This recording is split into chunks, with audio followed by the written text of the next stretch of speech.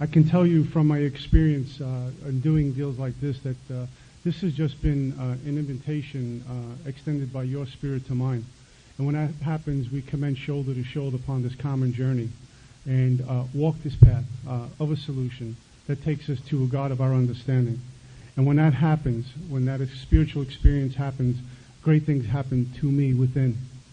So I'm very grateful for this gift called sobriety and have been brought to a place called Recovered. Really neat deal to be here with Chris and Myers. Again, we've gotten to do a couple of things like this, and there was a time in my life where, it wasn't about getting invited anywhere. In fact, if I did, they didn't call you back. And so this is a pretty neat deal to meet some newfound friends and see a lot of friends that I know from Jersey and back home. So I feel really privileged and blessed to be a part of this weekend. And over this weekend, we're going to be doing a lot of things, talking about carrying this message, our primary purpose, our singleness of purpose. And what I ask all of you is to have an open mind, because what will happen most often is that ego will get in the way and you'll experience ego through resistance to something new that you hear. And you'll look at it and say, or you'll hear it and say, hey, you know what, I never did it this way. And you'll automatically shut down and look for the exit, because maybe it's a different approach, a different angle, a different journey. And so when that happens, please use the word awareness. Work with awareness over the weekend. Be aware of what's going on within as you have messages from outside. It's real easy to shut down and then experience some contempt, pride, or investigation on something new. And that's just taking a look at old belief systems and attachments that we all acquire being here a while. So what I work with is awareness, watch, observe, turn, words like this that keeps me here when I attend these things or I do these deals and listen to other speakers. God separated me from alcohol June 23rd, 1988, and I'm here tonight recovered, and I'm very blessed to be brought to that place. That shift in consciousness happened for me. It was done for me by my loving God. I couldn't will myself into waking up. I couldn't will myself into having a spiritual experience, but what was presented to me was a lot of information from the big book Alcoholics Anonymous, and little by slowly I was taken. I was brought to a place. And even during that time, even during that journey, I would experience some contempt, pride, and investigation on a lot of new things I would hear. And the really neat thing that's happened to me along this path and going through the work a few times is I've been made little by slowly open to new information. Lots of information I work with today is along with Alcoholics Anonymous and my big book, not instead of. Another mantra I work with is that I get to do this stuff. I don't have to do an inventory. I don't have to sit in prayer and meditation. But what I work with is I get to do this. Great stuff. God separated me from alcohol June 23rd, 1988. And as a friend of mine says, I'm very grateful for that. And so are a lot of other people who knew me when I was drinking. My home group is a Way Out group. We're located in Staten Island. We meet Sunday nights at 6:45 at a place called Traditions House, Mount Loretta. And we are a solution-based group, and most people in Staten Island do not like us until they hit a bottom in Alcoholics Anonymous, and then they come looking for us. Because as you know, if you're walking around in your little AA neighborhood with a big book under your arm, sharing your experience with this information, you will catch resistance. But what else can we do? Deny the Spirit of who's given us truth? And water down what's been so freely given to us, and then we get drunk. So sometimes we catch resistance. And before I get into this pitch, one of the things that has been so valuable, so vital to me has been this. I seek today experience, and I can't stress this enough. Seek experience, seek experience. The information in the book, I knew lots of people who have read this book and never had an experience. But seek experience. I'm no longer a seeker of belief or faith. I seek experience. And when I have an experience with my God, with the information in the book, the faith and the belief is taken care of. Seek experience. To the weekend, seek experience, even when that contempt arises within. And it will. Trust me, it will. It may even started already since I said my name. I don't know. Another New Yorker at the podium. Here we go. I shook hands with a few guys and they checked the jewelry on their hand. I don't know what that was. But seek experience. I got sober in Brooklyn, Bensonhurst, Brooklyn, where we shared. The only requirement for membership in Brooklyn was pinky ring, sunglasses, and gold jewelry. over there they changed how it works into how you're doing, and there were guys in my home group who thought The Godfather was an educational movie when I showed up. And I know Mike loves this story, and I need to share it because he threatened my life if I don't. The type of people God put in my path when I first showed up in Alcoholics Anonymous. I showed up at the Free Spirit group, my first home group in Bensonhurst, Brooklyn, and these guys, these old-timers, were planning one of these AA fellowship outing kind of deals, and they decided to go fishing this day. And 5 guys from Bensonhurst, Brooklyn decided to go fishing. And so how do 5 guys from Brooklyn get dressed to go fishing? Like I am tonight. And we were on the boat 5 minutes, and they were complaining because the shoes were getting wet. And these are the type of guys, if you yelled out, "Hey, land ho," they would say, "Don't talk about my mother." These were the spiritual gurus God put in my path. And anyway, we set sail, and we're out on the water a couple hours, and we're catching nothing but coals. And finally, Sally boy, a friend of mine, had the reel in the water, and he grabs something, and he starts pulling on it to bring it aboard, and it's getting heavier and heavier. And then, being from Brooklyn, we're thinking maybe it's someone from the neighborhood. We thought it was on a long vacation. And anyway, this little fish gets on board. It was about so big, and it's flipping and flapping from side to side, and they start throwing punches at it and kicks at it. I'm starting to cry because I was feeling a little spiritual. And so finally, Sally gets this fish and goes to stick his head underwater, and I yell out, "Sally, what are you doing?" He said, "I'm going to drown him." I swear that's a true story, man. And I had the nerve to tell you I'm recovered. But this is what God put in my life, and that was my home group. Business meetings there, I found out if you say you love everybody in AA, you're not making enough business meetings. A little slow at the draw, guys, come on. But this was home for me. This was my home group. And with all of that, I switched home groups a couple of years ago and officially made a way out my home group less than a year ago. With all of that stuff that went on back then, God put terrific people in my path. People who showed up with a message that I needed to hear at that particular time. And there were some great teachers, some great spiritual leaders in my home group that were put in my path. And that, they may have been there way before, because I used to show up at that group drunk many times and I never heard it. And then God's timing, as you know, is perfect. And I showed up in 1988 at the Free Spirit group, and God put a great teacher in my life back then, as he did a couple of years ago once again. So before I get going, let me tell you, if you're without a sponsor or you're struggling with a sponsor and you're not really sure who to approach, our book says your Heavenly Father will never let you down. And what I tell you to do here is turn to prayer and ask your God, show me a teacher. I promise you one's already out there, and you will meet him or her.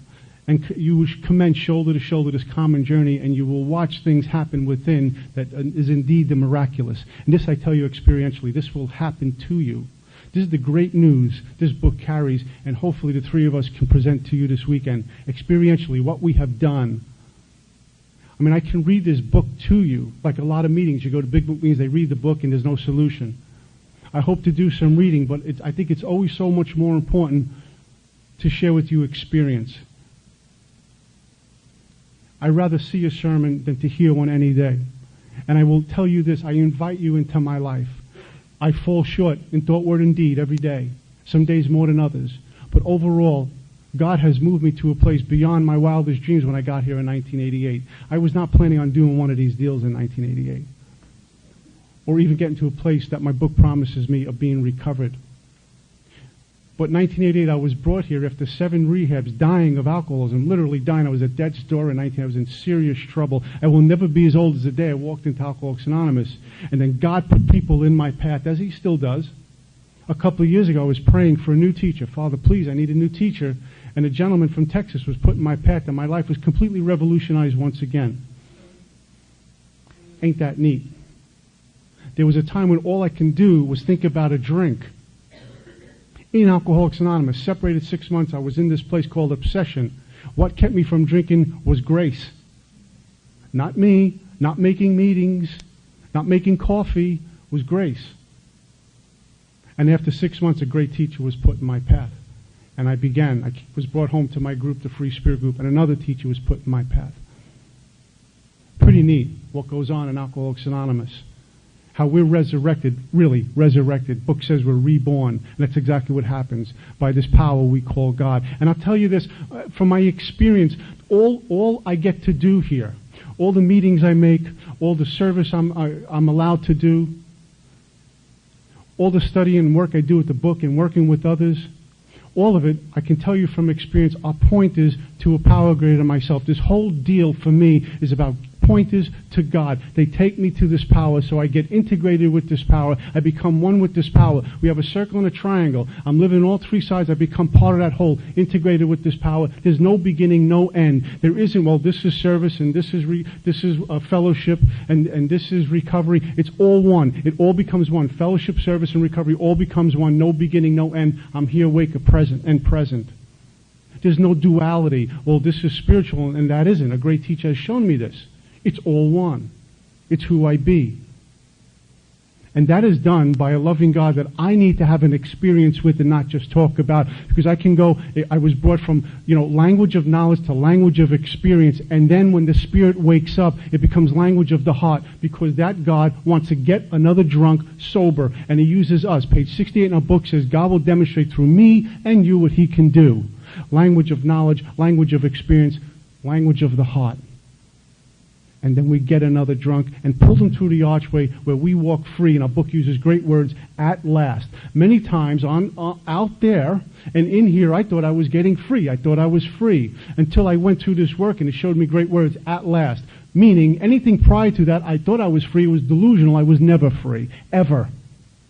The right relationship, pocket full of money, the right job. Well, this is good. I'm feeling pretty good. Pray to my emotions. Pray to manageability. Never free. Take this path and I get free at last. And then I have a function to grow in understanding and effectiveness, to continue having an experience with this power, because that's all that's keeping me sober. And if you experience freedom tonight, because of results of working with our big book, I can share with you that you can get freer. Which brings me to amends. How are we doing on amends?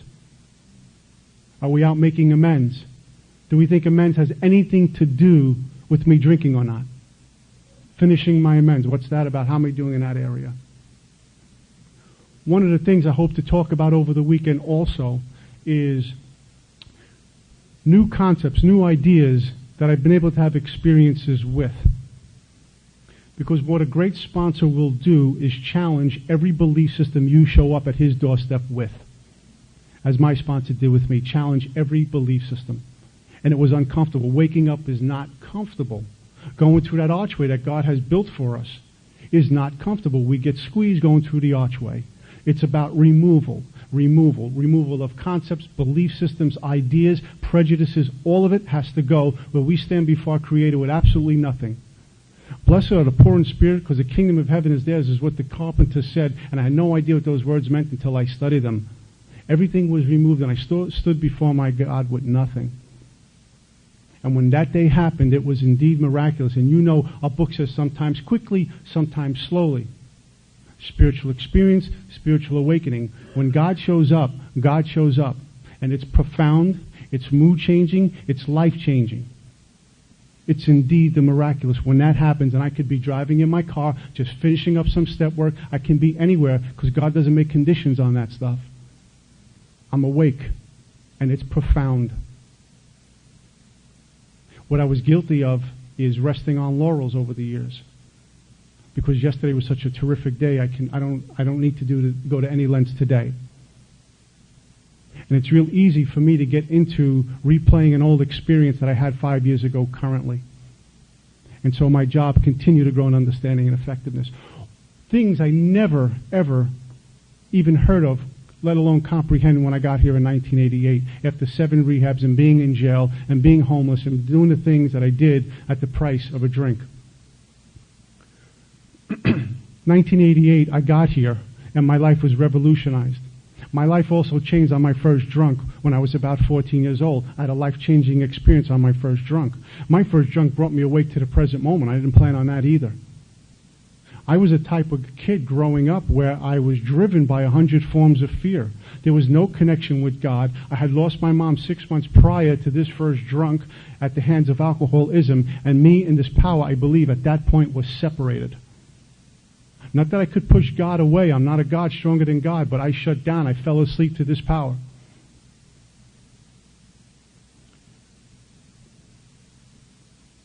It was January 23rd, and I remember my mom died because of this illness. And 6 months later, I'm leveled, completely level. My legs were taken out from under me, and I had no idea which end was up. And my friends were drinking Colt 45 beer in a corner over in Brooklyn, 75th Street and 20th Avenue. There was a church feast happening across the street from this church called St. Dominic's Church, and they would pass around a quart of Colt 45 beer. And I wanted so desperately what they had. They were joyous, happy, and free drinking beer. And they were roughhousing and talking to the girls and doing a lot of things that I always dreamt about doing, just being a part of. The way we're gathered here tonight, back then I'd be in the back or in the last row, wanting to sit up here and be a part of the mainstream, and I just could never pull it off. A few times I did try to pack into the mainstream with my friends, and what I would get was that judge screaming in my head, "What a loser you are." I mean, I was the type of guy, if you asked me what my name was, I had to, let me come up with the right answer so you like me. And I could hear myself talking. I would hear my heart beating. I could feel the sweat coming off my forehead. And that was just being around you, let alone converse a little bit and interact. Driven by 100 forms of fear. The judge had a field day with me. And there was another part of me that believed everything this voice screamed at me. It was never kind. Never kind. I fall short today, but what I really strive to do with a whole lot of disciplines is really pay no attention to my mind, and trust me, at times I'm prey to it. But my disciplines have taken me to a place of no mind, I experience peace. No mind, I experience bliss. When I'm in my mind, I am serious trouble. Many times we'll hear people in Alcoholics Anonymous say, geez, I'm acting out, I'm doing this, I'm doing that, I'm completely out of my mind. And what I have found out is, no, if you were out of your mind, you'd be doing great. It's when we're in our mind and consumed is that we're in trouble.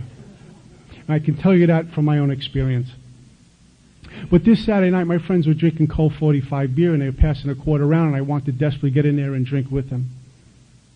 And I remember thinking two thoughts. My dad, who was cunning, baffling, and powerful, I was scared to death of him possibly showing up and seeing me drinking on the corner. And I knew if he caught me drinking beer on the corner, after many stern warnings, I would catch hell from him. And I didn't want that. That was coupled with another thought, that if he doesn't drive up, I know the cops are going to show up, and I'm going to get in worse trouble with them, and I wanted no part of them. And I was somewhat reluctant. But till this moment, I don't know why, I put my hand in there, I grabbed the quart, I took a few pops, it went down, and you know what? Nothing happened to me. I didn't even feel the beer. My dad didn't drive up, nor did the cops. Everything was as it was. On that, I drank a little bit more, and as I continued to drink Colt 45 beers, something happened to me that I never experienced before. And I got to a place out there that was different than before I picked up a drink. The fear that I was experiencing little by slowly was getting removed. That self-centeredness, that self-consciousness, worried about everything I said was getting removed. As I continued to drink, I remember the pain of losing my mom was removed. The fear of my dad and the police were removed. The fear of interacting with people was removed. Alcohol was doing its job for me. And it was many, many years that alcohol was not a problem, it was a solution to my bedevilments. It worked. It was a solution to me. And as I continued to drink, I started to roughhouse and talk to the girls, and I was part of life at last. As Bill says in his story, great words, I had arrived. And as I continued to drink Colt 45 beer, I arrived. This was a great thing. Why'd I wait so long to experience this bliss? Awake to the present moment, drinking Colt 45 beer was a solution for me. And I remember thinking when the following week rolled around that I wanted to capture that elusive feeling once more. I wanted to get to that place out there where I was not troubled with inner turmoil anymore. Because Colt 45 beer was going to take me out there. The following week rolled around and I got fired up, and it did. It did its job. A little bit different, but it did its job. And I was a weekend drinker for a long time. And then little by slowly, I started to make Friday night my drinking night, then Friday, Saturday, and Sunday, and then I started to drink during the week. I remember my hero went from like Mickey Mantle to Keith Richards. So my perceptions were starting to shift already. What makes me an alcoholic? I was experiencing it back then, but I wasn't awake to it. I was in a state of obsession back then. I was already experiencing a phenomenon called craving, this allergy that when I drank, the allergy was always intensified, never satisfied. And I suffered from another thing called a spiritual malady, which many people out there suffer from. But I have something else, the obsession and compulsion when it comes to booze. And I was off to the races, and I had no idea when I was going to stop. As I continued to drink regularly during the week, I started to experience some consequences because of my drinking. Little things like missing curfew. My dad would tell me to get home at a certain time. That went out the window because drink was more important. Stern warnings from my dad, out the window because drinking was more important. And our book talks about father emotional appeal will seldom suffice. I experienced that. If you love us, you'll stop drinking. This is going to happen too if you stop drinking, all out the window. And the consequences start to go from my dad giving me these stern warnings to me starting to steal from my family. Because I would wake up in the morning, as Bill says in his story, when the morning terror and madness were on him, guess what? It was barking at me. And I needed money to go get fired up. And so what do? If you're anything like me, you steal from people who love you. Well, you know the consequences can't be that severe, so I would steal from my family, my loving family, who would leave money and jewelry laying around the house, figuring it's safe, right? Wrong if I'm in the house. So I would go and take some money that didn't belong to me or some jewelry that didn't belong to me, and then one day I woke up and I couldn't find anything except my dad's checkbook, and I had a brainstorm, if I forge his name and fill out the check, I can go to the bodega or the liquor store and cash it and get fired up. And I did that a couple of times. And then he got something back in the mail called a checking statement. When that came back to him, he came looking for me. And he caught me on the Lower East Side of Manhattan.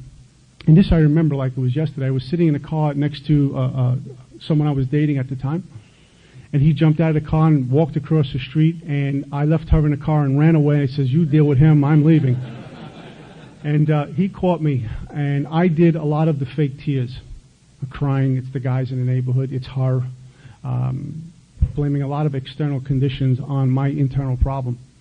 And he wasn't buying any of it. And I went away to my first rehab. And what I did in this place was a lot of the push-ups and sit-ups that I was able to do. They took me to the gym. I was eating great. I was sleeping great. There was no problems. I hadn't conceded to my innermost self that I was an alcoholic. I didn't think I was an alcoholic. I got caught.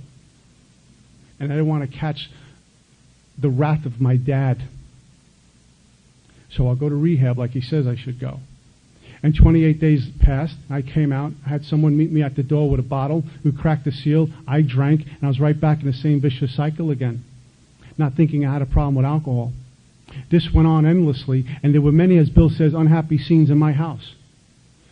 The arguing got worse. And I started to, as I look back on it in Alcoholics Anonymous, I can see how my drinking directly affected others. My alcoholism was making other people sick in my family, and they didn't do anything.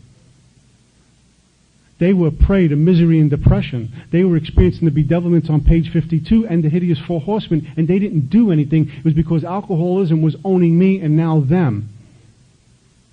So how could I come to a meeting and tell someone, if you didn't drink today, you're a winner because that's all you need to be doing? Because what about the people whose lives I wrecked on my way in here? Isn't it selfish and arrogant of me to say, if you didn't drink today, it's all you really need to do? Just don't drink and go to meetings? If I had the power to do that, why would I be here? I'd stay home and not drink. The first time alcohol bit me, I said, too hot, I'm not going back anymore. And that ruffles a lot of feathers at contemporary AA meetings. But I can only share with you my experience. Family afterwards says, years of living with an alcoholic can make any wife or child neurotic. The whole family is to some extent ill.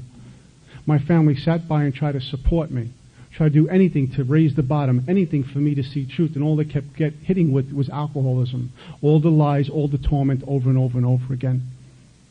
And I thought at one point that they were the sick ones and I was okay. And little by slowly, I hit my second rehab, I hit my third rehab, I hit my fourth rehab. I'll never forget, by the time I hit my fifth rehab, I had gotten a job as a longshoreman on the Brooklyn waterfront. Not the training ground for spiritual growth, trust me. These guys are fed up with the day at sunrise and like I show up. And, I brought my alcoholism into that environment. My dad had this impeccable reputation, and then I started to go to work for him, and he started to experience a lot of things that he had no right to experience. For example, me borrowing money from people I shouldn't be in the same neighborhood with for a drink. Doing a lot of illegal things for a drink. Becoming a terrible worker for a drink. Alcohol owned me. And so lunchtime would come and I'd take lunch for 3 days looking for my check. And my dad would send out people looking for me, and he would get me out of scrape after scrape after scrape. And he started to lose sleep, and my kid brothers would start to lose sleep, and my uncles would start to lose sleep, and my grandparents would start to lose sleep, all because of alcoholism and what it was doing to me in my life and theirs. So when I came in here, great teachers told me I need to go back now and fix that and make it right and go to any lengths to make that right. My big book tells me a much more important demonstration of our principles lies before us in our homes, occupations, and affairs. How am I doing with that? I hit my 5th rehab, and I remember I got bounced off the waterfront, and my dad showed up, as always, like the cavalry. And he got me this little apartment over in Brooklyn, this little studio apartment, and he was going to get my job back. And the idea was I was going to meet the right person, and all of this stuff was going to go away. I was going to be employed again and change my ways. And hoping that the right person in my life would help me change my ways, not knowing that no human power could relieve me of alcoholism. And so I get this little apartment, and in a few months I was bounced out of there. And I was thrown off the waterfront once again. I had brought, many of us talk about bringing the Bowery into our living room, and I had like the Lower East Side living in this place. It was a horror show. I brought all of it into this place, and when I moved in there, it was certainly livable.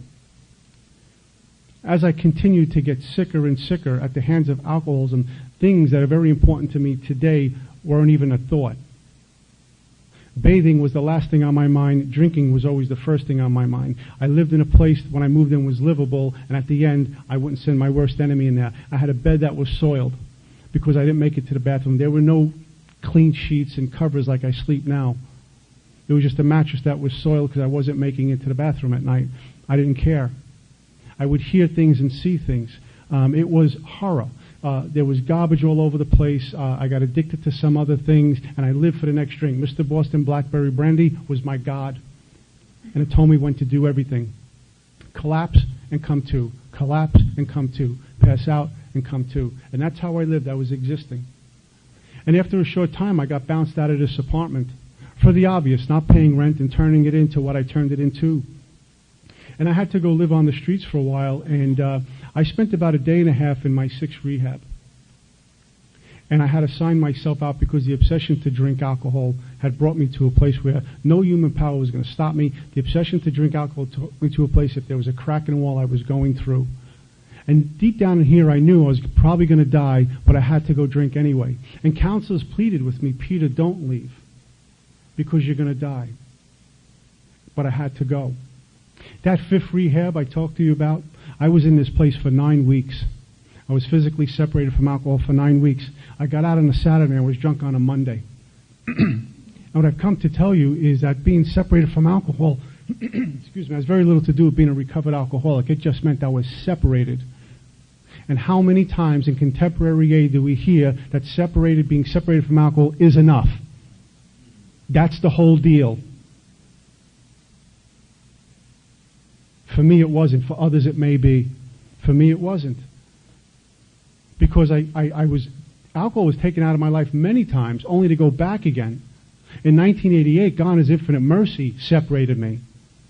God separated me, has kept me separated. That's why I will never say I quit drinking, I stopped drinking.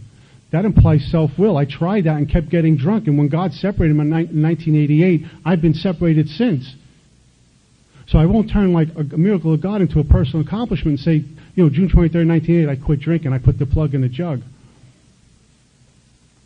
Many times in Alcoholics Anonymous, I'll hear AA members, bless them, I have a choice today. I have a choice whether I drink or not. Well, then you're not like me. Because the thing that I always thought about was, if you have choice in here now, what happened to choice when you were out there ripping up your life and everyone else's? Choice didn't exist? And suddenly it showed up? As a real alcoholic, the guy on page 21, I have no power, choice, and control. I have no input into the decision that's made for me by something called alcoholism. And I don't even know when that's going to show up. I do know my job is to continue to grow along this path and seek this power and stay separated from this drink. I hit the streets after my 6th rehab, and really quick. And a short time later, I was in a hallway. And I remember making a sincere plea to this God, if you're out there. And he listened, and he brought me to Alcoholics Anonymous. What's really interesting, a few months before that, I wound up outside the Port Authority in Manhattan. And I don't know till this moment how I got there or what happened afterwards, but I was served with truth. This little awakening, this opening, where we're kind of struck sober for a moment. And it was that flimsy reed our book talks about that proves to be the loving and powerful hand of God. And in that moment, I knew what I turned into. I could not deny it. Truth was served to me. And I remember thinking of my mom, who I had lost, and my dad and my kid brothers who I hadn't seen for quite some time, and I was in this place of complete despair. And what I did with that was curse God for taking me there and taking everyone else away from me. And I had a serious problem with God, the conception of God, the idea of God. You mentioned God, and I bristled with antagonism. Didn't want to know about it because he was the reason I turned out the way I did.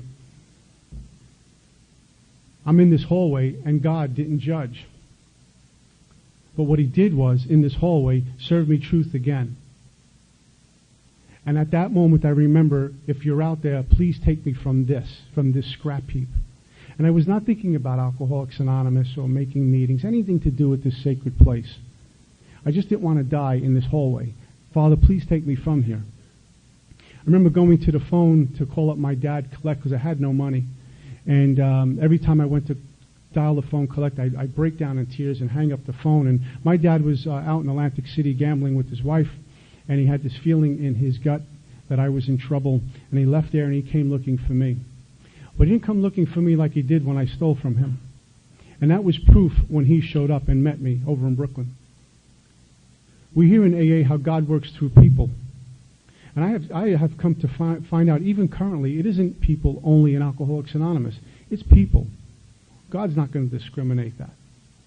And for me, it was my dad, because if it wasn't the courage, strength, and direction that a loving God gave him, you have a different speaker doing this pitch tonight. He kept me alive long enough to get to you guys.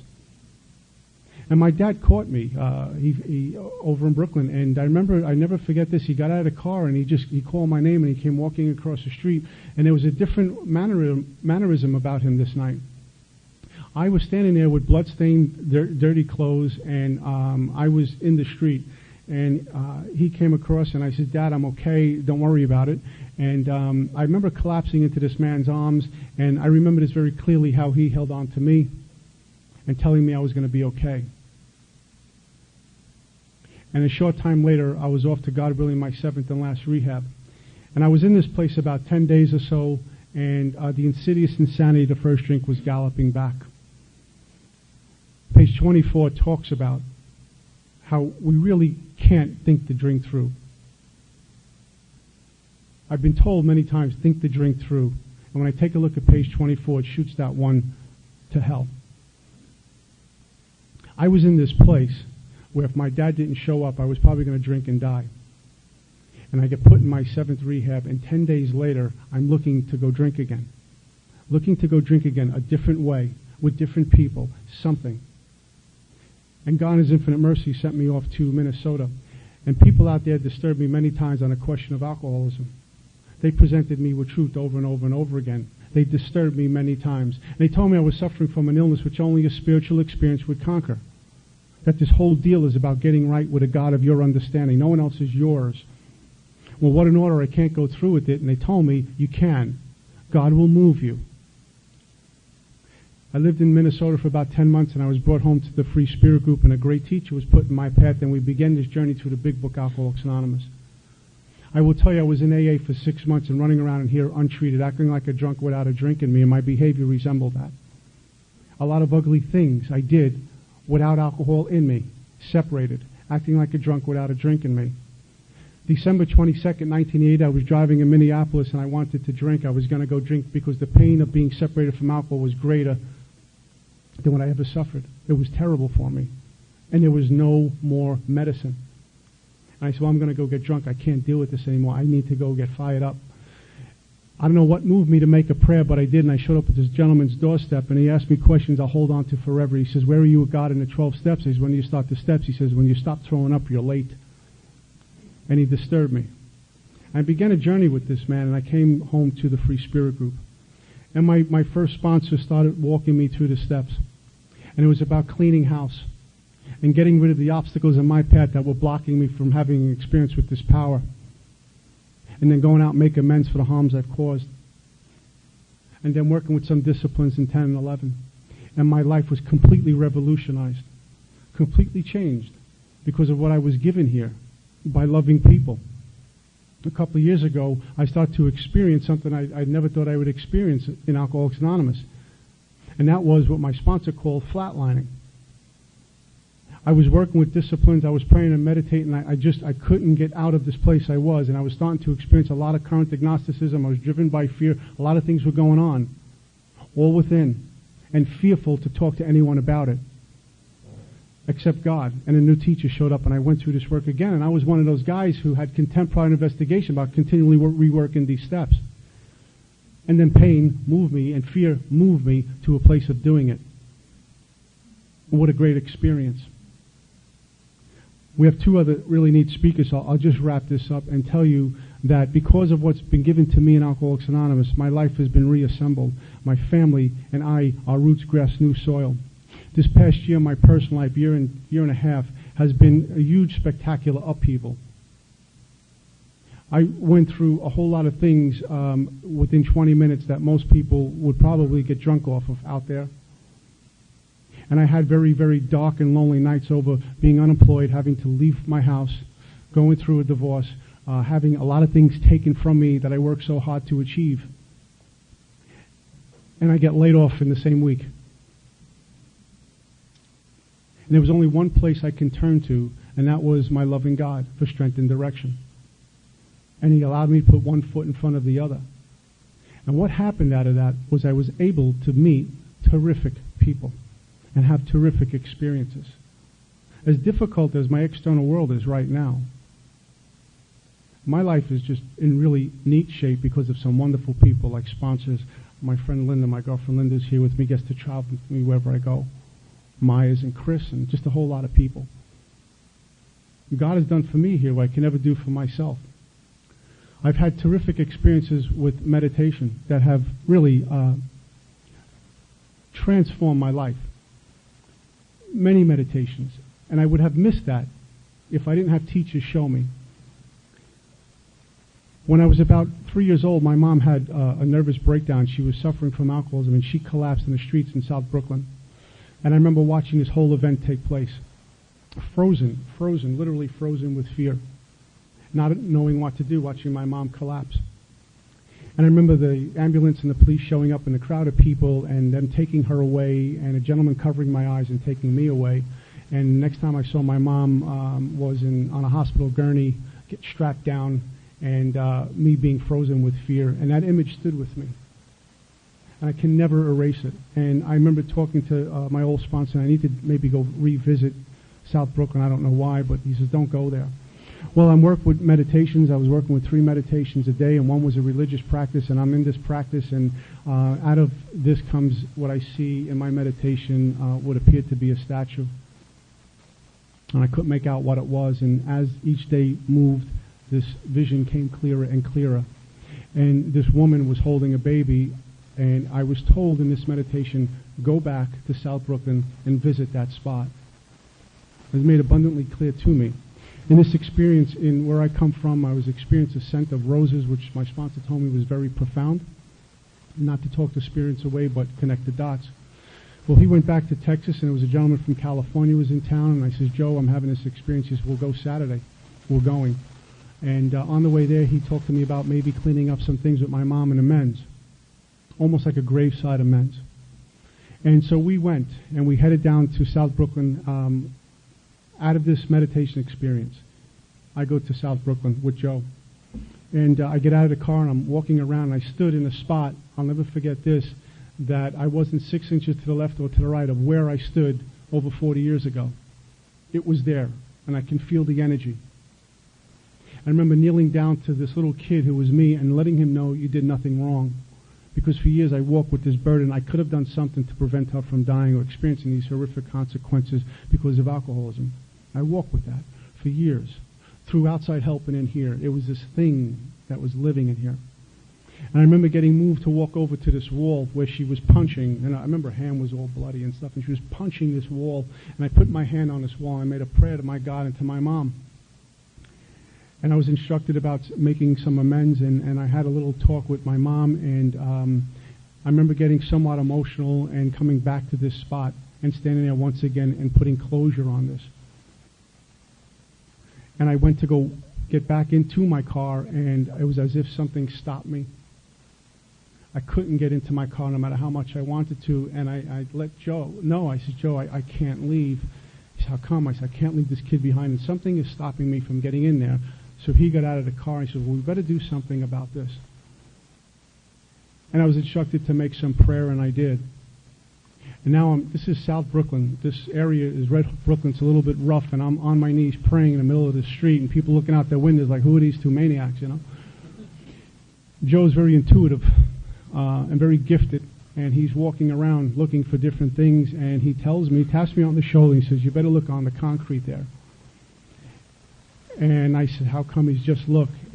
I have two brothers, John and Anthony. Anthony was not yet born, and when this incident took place when I was 3, John was a newborn. And what was written in the concrete was to Peter and Johnny with love and 3 little X's underneath it. That was written in the concrete. Now that could have been written from anyone in that neighborhood.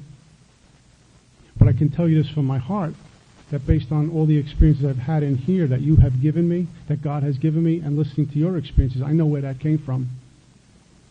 Here's the deal. What freedom when you get into a place where you know God knows you. Because I prayed for a long time to this God, does he really know all about me? Does he hear my heart? Does he hear my soul? Does he know when I'm crying? I'm praying, but does he really know what's going on within? And then I have an experience like this, and then I was convinced that my God knows me, Pete Marinelli, with all the falling short I do, with all the things I do that I fall short in thought, word, and deed, and all the accomplishments I'm able to do in Alcoholics Anonymous and in my personal life.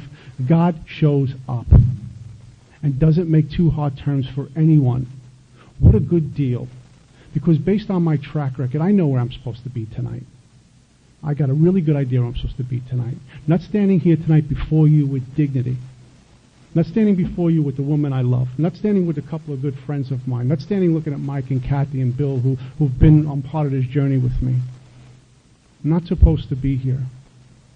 I get into my bed most nights and I hold my pillow a little tight because I know what it could be like and what I've been given in Alcoholics Anonymous. My hope is to stay teachable and pass this on with the same love and gratitude that was given to me, even when I disturb a few. Thank you.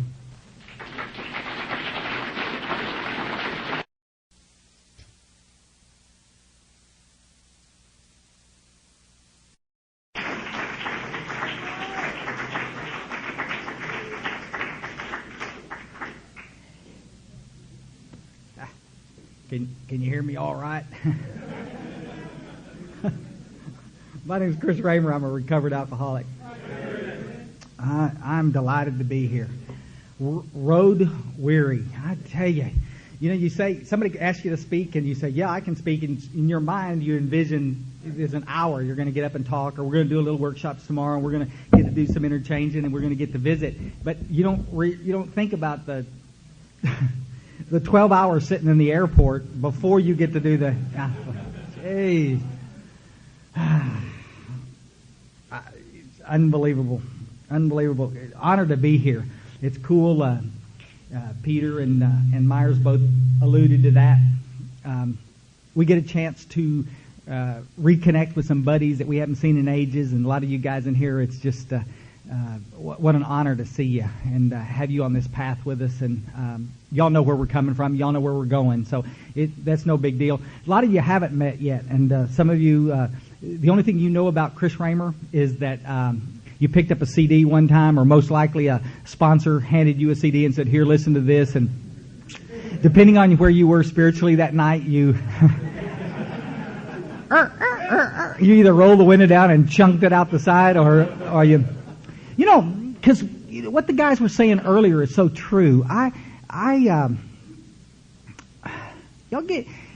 I gotta put this a certain way, because we're going to cover some stuff this weekend. And it's guaranteed some of you are not going to agree with some of the stuff we're talking about. And it's like, you're so welcome to not agree with something. That's the coolest.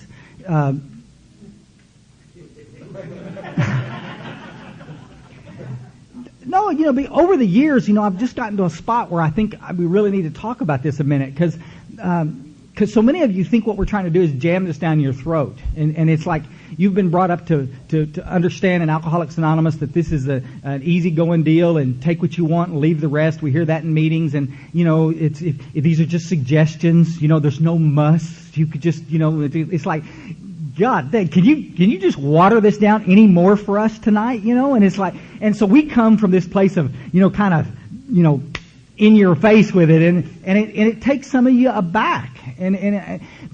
What you need to understand is we're coming from a place of probably a bit of urgency, because we know that some of you don't have much luck getting this unless you finally do this work. I mean, there's two things we've got to look at. I think first, going in the door, there's a lot of people in Alcoholics Anonymous that don't even need to be here. I mean, I've said this from the podium. Myers said it. You want to clear a room, just start talking about this in an AA meeting, because it's just like, people get real offended. If you want to piss somebody off in Alcoholics Anonymous, give them the ammunition to possibly realize that they're not an alcoholic. Because they think the hard part was just accepting that I was an alcoholic. Not my experience. I spent 20 years out there drinking and drugging, calling myself an alcoholic. I knew I was an alcoholic. This was no epiphany. I'm an alcoholic. It was just, this was not my experience. I knew I was an alcoholic, but the fellowship has gotten so top heavy with people. There's hard drinkers out there, folks.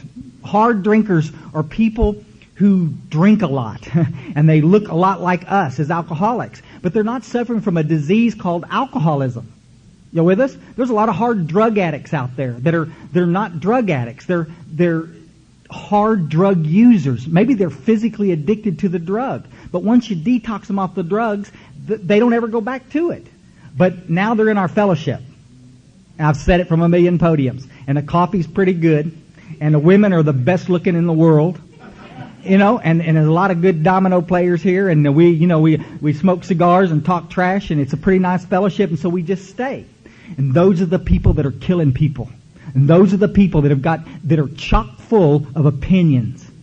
I'm going to tell you something, folks. I'm going to give you a little bit of my story tonight. We're not going to keep you long, but I need to tell you, those are the cats that have the toughest time with what the three of us are saying from these podiums.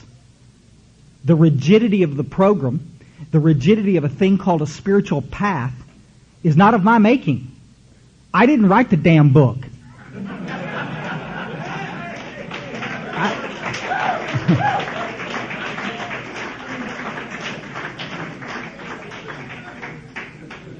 I wish I had. We'd be rich. I didn't create this thing called a spiritual path, that it's not just Alcoholics Anonymous that talks about the spiritual path. Every religion in the world, every faith, doctrine, belief out there has got a thing called a spiritual path. And that spiritual path is narrow. And if you want to get on it, you better know the way to get there, and you better struggle to stay on it, because that's where the true happiness is. I didn't come up with that. I wish I did, but I didn't. I'm a real alcoholic, folks. If you're a hard drinker and you can quit on a non-spiritual basis, my book says on page 34, if you can stop on a non-spiritual basis, you're not an alcoholic. If you can stop because you got the DWI, if you can stop because the good-looking woman said, if you come home drunk again, I'm going to kick your ass, we're done. And you can stop, put the plug in the jug one day at a time, not had a drink in 30 years. How nice for you. But the newcomer, the kid sitting in the back, knowing that he's going to walk out of this room and drink tonight, who sees you say, I just chose to stop and stopped, is getting mixed messages here. If I could choose to stop, just like Peter said, guys, in 1976 I was eating out of dumpsters in Houston, Texas, not wanting to do that. My life was not exactly manageable in my early 20s. If I could have chosen to stop then, I would have. I've stopped 1,000,000 times. Every time I got in a fight with another girl, I stopped. Every time I got arrested again, I stopped. Every time I got in trouble at work again, I stopped. And I started again. And therein lies the crux of the problem, the mental obsession. How do we overcome the mental obsession and that stupid spiritual malady that makes me so uncomfortable I can't stand it? We work the 12 steps. Pretty simple message, isn't it? Guys, this is really black and white stuff. This is pretty direct. This is not nebulous, weird,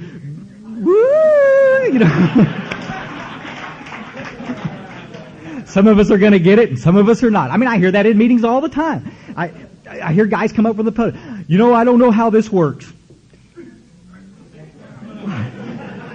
Well, thanks for sharing all that hope with us tonight. And how long have you been sober? Oh, since Jesus was a little boy. Oh, okay. Well, that's good, I'm going to tell you something, folks. I don't know a lot about a lot of stuff, but I know this. I know how to get sober, and I know how to stay sober. And it is not willy-nilly, and it is not one day at a time. I have been given a daily reprieve based on the maintenance of my spiritual condition. I understand that. But this bullshit of thinking that tomorrow could be different, as long as I continue to do what I'm doing, I believe God loves us a little more than that. And this idea that today I'm hanging on to that's where Myers is talking about. We don't have time, folks, to be walking a tightrope called sobriety. Because if that's what you're doing, I want you to stay this weekend. We're going to be here tomorrow morning and tomorrow night, tomorrow afternoon, and we're going to talk about some stuff. And if you can come at this with an open mind, maybe you're going to have a new experience with this and get motivated enough to try to do what we've tried to do. Not perfectly, just try to do it. And I guarantee you will have an experience just like Myers and Peter were talking about. That'll blow you out of the water. See, what I get from this program is power. Lack of power was my dilemma. That's what the book says. And we all think it's just, we hear it in meetings. Y'all heard me speak on those stupid CDs, People want to say in the meetings all the time, well, we're just powerless. I'm just powerless over people, places, and things. What a cop-out. You see, my sponsor, Mark, he says, Chris, if you think you're so powerless, look at your amends list. Boy, you got the power to stir up a bunch of mud here, buddy. We are not powerless people, and I am not powerless over people, places, and things. Today I get to be with the people I want to be with. I make a decision to do I'm not powerless. There's just so much in this program that I believe so many people are missing, and our passion, I know, offends some people. God dang, if I wanted to be preached to, I'd have gone to church. Yeah, screw you.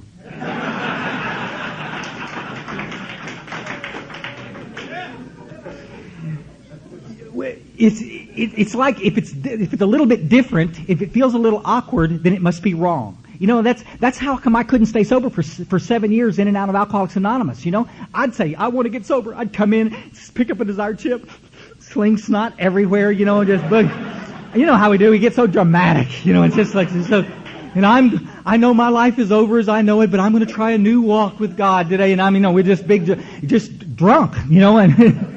But I'm going to try it. And I'm going to do everything you asked me to do, right up until the point you asked me to do something that I don't want to do. And then just exactly like my two brothers shared earlier, and then I'm going to give you every excuse in the world why this doesn't apply to me, why I don't have to do that.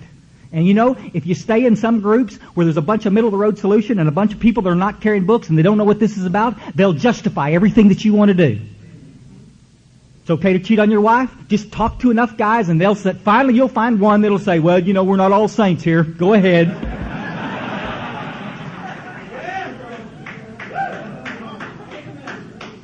Write hot checks, show up late to work, quit your job without a notice. You can do all the chicken shit stuff that you always did when you were out there drinking, and somebody else, well, did you drink today? No.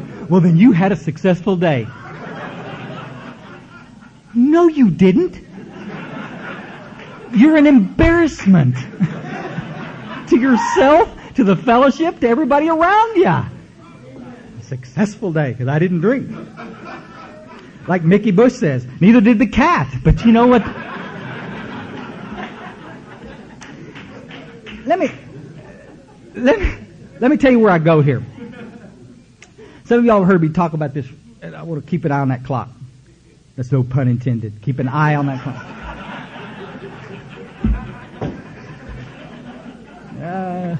That cracked me up. I work at a hospital, a treatment center down in the hill country. Been there about 33 years, and it's a 12-step based treatment center. And I was fortunate enough 11 years ago, to snag a job out there doing clerical work. I do statistical work for this hospital, and we work in marketing some and run a little store. But it's a trade-off. You know, they let us do a lot of this paperwork, and then for an hour every day they let us work with some patients and talk to them about the big book. And so we've got this controversial lecture every morning where we talk about the truth that comes out of the big book, you know, and the patients are given a book when they get there, and if they show up late, I eat their ass, you know, because I believe it's a part of being honest. It's an honesty thing. You know, you say you're going to do something, by God, do it. If you don't want to do it, tell somebody you don't want to do it. That's cool. But if you say y'all with us? And so we try to hold them accountable and try to get them connected with groups like we know so many up here in the north. I wish we had some of these groups down in Texas. Groups where they don't have a problem talking about God and where they do understand the importance of working with others. And this weekend, that's what we're going to be talking about. And like I said, if your experience around this doesn't jive with ours, you're perfectly okay to come ask us questions, or tomorrow we'll have a lot of feedback back and forth and you can talk about this. I don't want to set this, before I do this, I don't want to set this picture up that this weekend what we're trying to do is like this is boot camp for AA Nazis and we're going to go out there and we're going to start beating people up with a big book and stuff, because it's not. You know, I'm going to tell you personally right now, and I think my sponsor would probably die if he heard me say this, I don't really give a rat's butt how you work the steps, as long as you work them. I mean, there's so many different ways that you can do this. The instructions are pretty specific, and I think if you will adhere to it, that is the easier, softer way. But I mean, if you follow the directions, to work the steps rapidly is one direction that's in the book. It tells us quite clearly to finish the steps, to go work with others. I think if you do that, you're going to have a spiritual experience that's guaranteed to you. You down with that? Everybody. I'm sick and tired of walking into groups and having people get pissed just because we're in the room because they think that we're so controversial, we're so different. All we're trying to do is go back to the way that we were working the steps in the early days of Alcoholics Anonymous. Barefoot Bill, I get emails from hundreds of you people, thousands of phone calls from you people, all over the country, wherever we speak. I get cats calling. And here's the comment coming from you. I went into the meeting, I carried my big book. We started talking about the solution, and some old crusty guy over there in the corner started giving us a hard time because we weren't sharing from our heart. We were sharing from the book. And so I stopped. You know, and that's what I did for years in this fellowship. I let other people tell me how to work my program.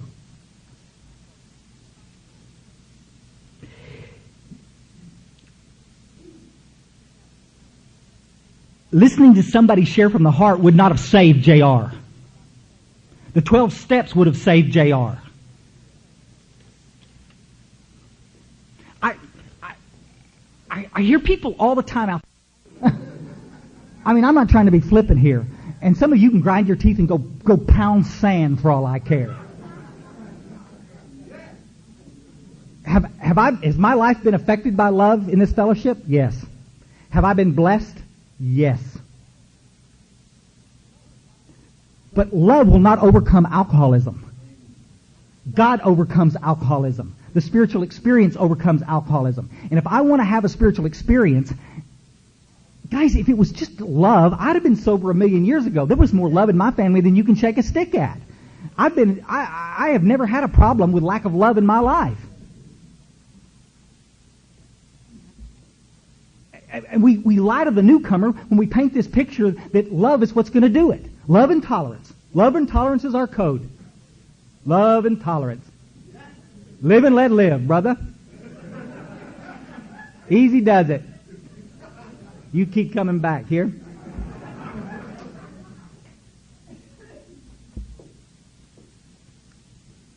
Unbelievable. Sat in meetings for 7 years. Folks, I started drinking at 17, and the miracle that took place in Peter and his talk happened to me. And the spiritual malady was treated instantly by Boone's Farm apple wine. on the Guadalupe River. Down with that. One cold January night. The month that our co-founder Bill Wilson passed away, I started drinking. 71. And I spent the next 20 years chasing the dragon, looking for that happy spot where everything was going to be okay. Steady blaming everybody around me for why it wasn't.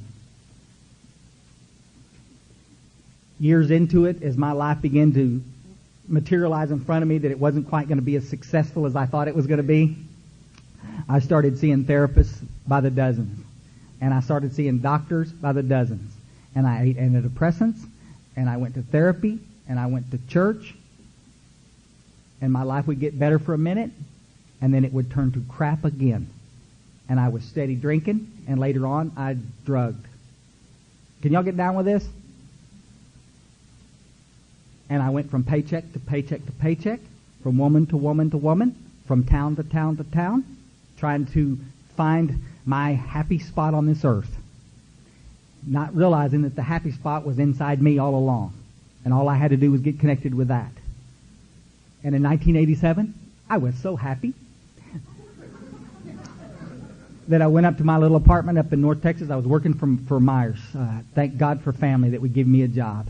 And I was not a happy camper. I was paying the bills, but I was not doing anything else. And I was miserable. I could not stand myself. We were talking earlier this week. I was remembering a morning right there close to when I quit drinking. Coming out of Kroger's one morning, it was a Saturday morning, and I needed to go into work to finish some stuff, and I started to pull out of Kroger's. I just got my antidepressants filled, my little prescriptions, and I was taking about 7 of them a day. It works better when you wash them down with booze. And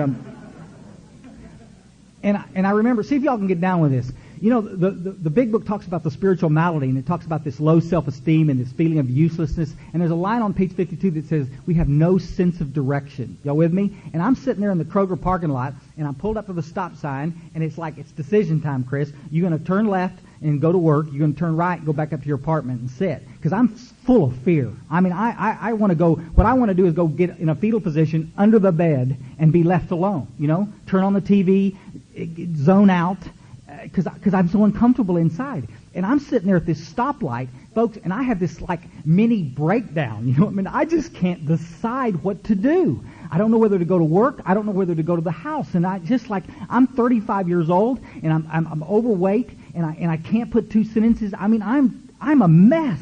I'm sitting there at the stoplight crying. And it's like people are honking behind me, and I can't figure out how to get out of the intersection. I mean, I'm in an old beat-up pickup truck, $600 pickup truck. I'll tell you what kind of... I am not a happy camper. That's hell on earth.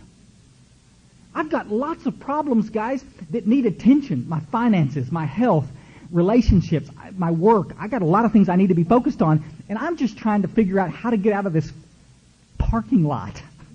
You're down with that? I mean, it is just, it's coming over me in a tidal wave. The book says it in the doctor's opinion. Our problems pile up on them, and they become astonishingly difficult to solve. Jesus. A few days later, I go home after work and take a bottle of Valium and try to commit suicide. I have a voice that night that said, don't do it, go back to AA. Don't know what the voice was, don't care. I believe it was God. Next morning, I made myself sick. The next morning, I heard a voice say, go back to AA. Went to a doctor that morning, showed up, did my work, detoxing. Went to a 6 o'clock meeting that night. Knew where the meeting was. Somebody had showed it to me years ago. I just had never been to this meeting. And I walked in the back door, and they were all carrying big books. And I'll never forget it, guys. Y'all heard me. I walked in the door, and I went, you know, uh-oh. You know, it's like everybody's carrying big books, and it's like, oh, man. Of all the meetings I could have gone to, you know, because I really want to talk about what a screwed up life I've got right now. I mean, I need, if nothing else, guys, I need a big old dose of sympathy here. Getting laid would be nice, too. And it was always an ulterior motive. And I walk in, they're all carrying big books, and they're all laughing. And the long and short of it, guys, I got surrounded by a bunch of old guys. I say old guys. Some of them were 19, 20 years old. Some of them were in their 20s and 30s. But there was couple of old geezers in there, and they all kind of gathered around me. They'd all seen me up in North Texas for years picking up Desire Chips. Chris, welcome. Have a seat. No, I'm not staying. I just stopped by to see the buds for a minute. Chris, sit down. We'll visit after the meeting. And after the meeting, it was just exactly like Cliff. You know, they eyed me the whole time. And they went around the room and they shared some hope with me. Not a war story was given. Because that's what kept me out of AA for years. That's why I'm arguing with this voice not to go back. If I have to listen to one more stupid war story, and we're going to talk about that stuff this weekend, and if I have to listen to one more junior therapy session where you try to fix what's wrong with me, I'm going to scream. I'm so sick and tired of listening to your problems I could puke. And I'm embarrassed to share my own. And these guys understood that my problem was not what was going on in my life. My problem was what was going on in here spiritually. And they gathered around me afterwards, and the old guy asked me if I wanted to stay sober for good and for all. And after some discussion, I said yes. And the next morning we did a 3rd-step prayer. And that afternoon I started working on a 4th step. I'm still detoxing. I've been in AA for 7 years and never worked any of the steps. Never owned a book, never read the book, never had a sponsor. I just sat in meetings and listened to you people tell me to keep coming back. And it's a crying shame. And I hear people every time I speak from the podium, every time somebody wants to come up afterwards, like, well, Chris, you just didn't want it. Why are you taking AA's inventory? You just didn't want it. Why don't you admit it? Why don't you go hang it in your butt? Because you don't know what I wanted. I'm telling you the absolute fact. Everybody was so afraid of offending Chris Raymer. Everybody was so afraid of pushing him towards the light, afraid he would run away, that they just watered it down. And every opportunity I had to get sober, I frittered away. Because I'd start feeling better, and then, why do I need to work the steps now, for heaven's sakes? I feel great. And I wouldn't work the steps, the spiritual malady would not be treated, and it would return, and I would feel like crap again, and I would go drink again. I'm not blaming AA. I played a part in that. Not one person in 7 years told me how to work the steps. In 1987, folks, those guys would get in my face in a heartbeat. And they didn't do it out of hate, and they didn't do it out of malice. They did it out of absolute love. Those people loved me enough to tell me the truth. And I believe if you're sitting there candy coating the message for an alcoholic, you are wrong. If you're sitting there lying to them just to keep them quiet for a while, you are wrong. Folks, this fellowship, and we're going to talk about it this weekend, is not for people that want temporary relief. This is a fellowship for men and women who have decided that they want to get on a spiritual path and change their lives forever. We are not in the business of temporarily sobering up drunks. Our original preamble said that. If you're not ready to get sober, go drink. Have a nice life. When you get done, come back and see us. And let's hope that there's somebody in that room that understands what the solution is. And that sounds pretty rigid, doesn't it? It'll be interesting to see in the morning how many of y'all come back. Because a lot of you find that offensive. If anybody had talked to me that way when I first got here, I'd have died.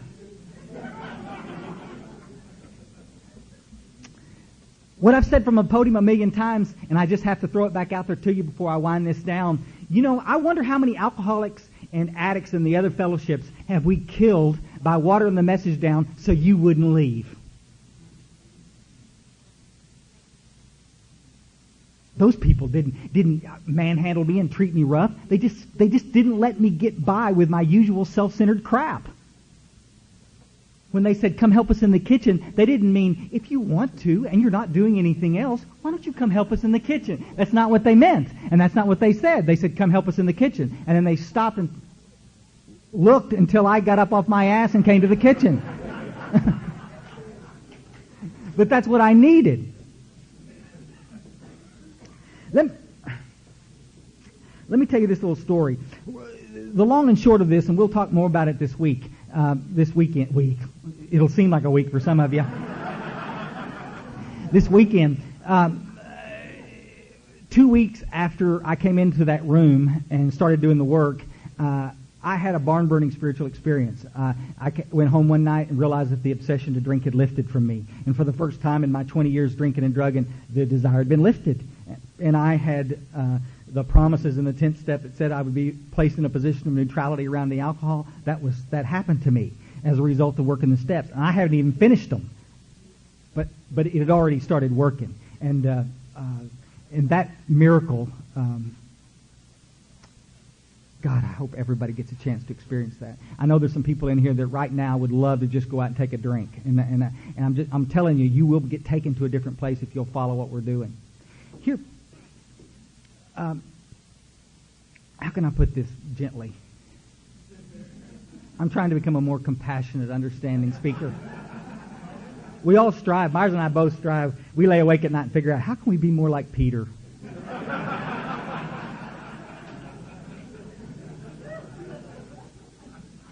I even got a haircut. What do you think? More gel. Is that it? Okay. I got more gel. I can do that. We have the technology. We can do this.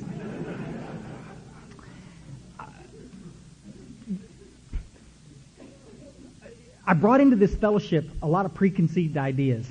I was around AA and in therapy for so many years that I thought I knew everything there was to know about this. And what I had to bring into the fellowship in 1987 when I got back to the deal and we started talking about the program, I had to have an open mind so that I could learn some new things. And one of the things I had to do was stop this idea of thinking that somehow this was so tenuous that we were all going to fall off eventually. This idea that we could actually recover from alcoholism and drug addiction in our other fellowships. And I Myers might enjoy this story. I was talking to some cats about it earlier. Unlike you, I will not embarrass you from the podium. Till tomorrow. Okay. We had this dog in growing up in Kerrville, Texas. We lived in this big old house out on Goat Creek Road. Okay, the old house is still there. And we had this dog named Bullet. Remember that dog, Myers? Oh, Bullet. He was a big black dog, and he was a great dog. We love this dog. And we're all kids, and we're loving this dog. But I mean, there's nothing trained about this dog. Dad got him somehow. I don't know how, but he showed up one day, and we got this dog, and he's huge, and he's always all over you. You know, it's the reason I don't have a dog today. You know, because you walk inside, and the dog's got his nose in your crotch like that. You know, it's like, oh man. And then he's jumping on you, and what is he trying to do? You know, and it's like. You don't know this guy is a male dog. Okay, and so it's Bullet. I'll never forget it. But anyway, if we'd get out of the car and we'd be in school clothes or church coming home, and we'd have to open the gate, and then you'd have to run for the door, or Bullet would get you. You know, y'all know what I'm talking about. But if Bullet got you, you knew you'd been got. You know, he's a great dog. He was just loving on you, but you with me? I got you so far? And you'd run inside, and then what you'd have to do is you'd have to take that door, and you'd have to close the door. And we had this old house, you know, and it'd get cold and hot, and the doors would swell and stuff. So you had to make sure the door was closed all the way. Dig? Because if the door was left cracked, Bullet would get in. And the only thing worse about getting humped with Bullet outside was getting humped by Bullet inside. You down with this? Oh, this tape's going to travel too, I can tell. Mr. Spiritual up here talking. Here's the problem. After a while of accidentally leaving the door cracked and the dog getting in, we all learned our lesson. All of us. You'd walk in, you'd pull the door shut until you hear it click, and then you'd know it was shut, and you'd be safe. You dig? 7 years in and out of Alcoholics Anonymous, I'll pull the door shut, but I won't click it. I won't close the door all the way. I've always got my little escape hatch. I've never committed to nothing in my life. Nothing. And that's why I couldn't stay sober. And that's why so many people today can't stay sober. They will not commit. And without offending anybody, hopefully, why should they commit? They walk into these meetings and they listen to people share from the podium, and it's like, if you want what we've got and are willing to go to any length, they say, geez, do I really want what these people have got? All they did was spend the last hour pissing and moaning about every problem in the world. Do I really want that? They want to talk about how busted up they are. They want to talk about how bad their relationships are. They want to talk about how they can't make any money. They want to talk about every problem in the world. Is that really what I want? Folks, we have a responsibility. What we're going to talk about in the morning and tomorrow afternoon is a little piece of responsibility to carry a message of hope to the newcomer. Because when I carry that message of hope, my life straightens out. And I got the power to do some cool things in my life. I'm not saying, folks, that everybody in this room should be in a perfect place all the time and that your life is just going to be great in sobriety. It's going to be tough. You know why? Not because of alcoholism, because life is tough. Life's a bear sometimes. People leave, people die, money comes and money goes. The question is, how are you going to get through that? Are you going to get through it like some of us with a little grace and dignity? Are you going to crumble like a deck of cards and just go back out and drink every time it starts to get a little shitty?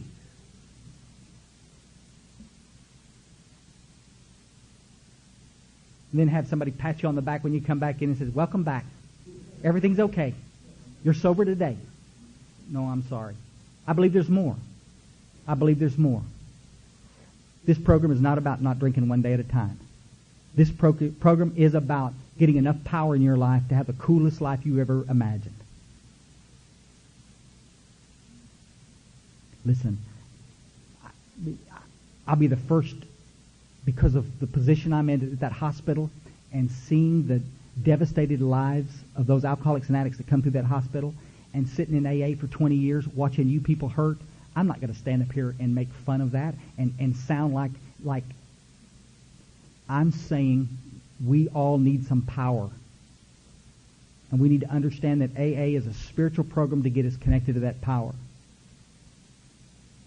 Some of you don't want that power because you like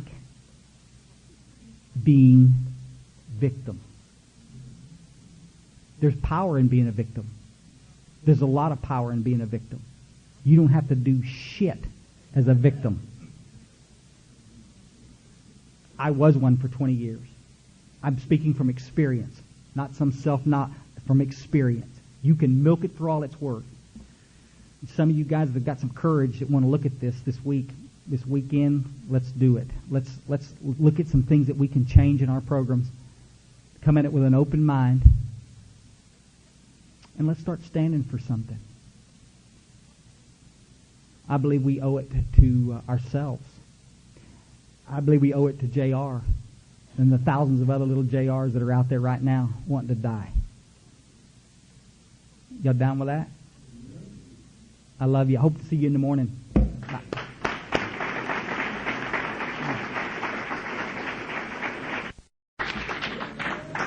Hey, Buckaroos, my name is Myers Raymer, and I'm an alcoholic. Yes, I am. I cannot begin to tell you how cool it is to see how many of you guys I know and recognize. It's like being at a Christmas dinner. You're sitting around a table with a whole bunch of guys that you've met and know, and they're all of like mind, and it's always exciting. No matter how many times I do this, it's always. Well, let me tell you this: most of the places that I talk, we don't get this response. There's lots of locked jaws and lots of animosity and lots of little daggers going, I'll kill you if I could get you, this kind of thing. So, this is the first time I've talked, this is the first time I've spoke where I felt comfortable in months, and it's great. So far nobody's thrown anything, and this is good. My name is Myers Raymer, and I am an alcoholic, and I took my last nasty drink on January 15th of 88. And my home group is the Primary Purpose Group in Dallas, Texas. And a bigger collection of big book thumpers you've never met in your whole life. And if you ever get a chance to come to Dallas, please come visit us, and it's an experience. We got 3 meetings a week, and they're all big book studies, and that's it. And every other night of the week, we're out carrying the message of recovery someplace else. And book says that's the way it's supposed to be, and so we'll just continue to do it that way. Peter, where did Peter go? Is he okay? Peter's so smooth. It just always just kind of. I'm just a goof next to Peter, and it just always is an amazing thing to stand here after, and I've done this several times where I followed Peter, and it's like it's like driving on a sandy beach, and then all of a sudden you get off into the rough, all getting all the crap beat out of you. That's me out there.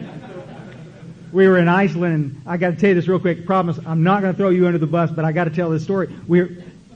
Peter's got 2 suitcases like this, one under each arm, and another one like this. And I'm going, Peter, what's in the big suitcase? And he says, my clothes. I said, what's in that one? And Chris goes, his hair care product.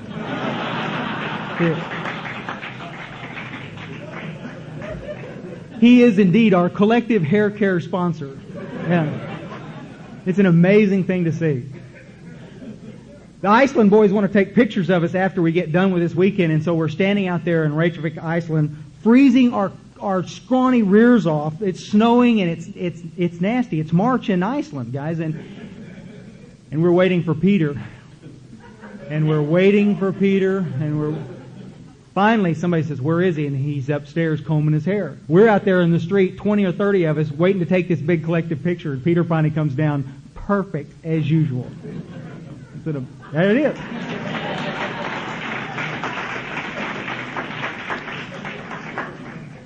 My goal in life, to be Peter Marinelli.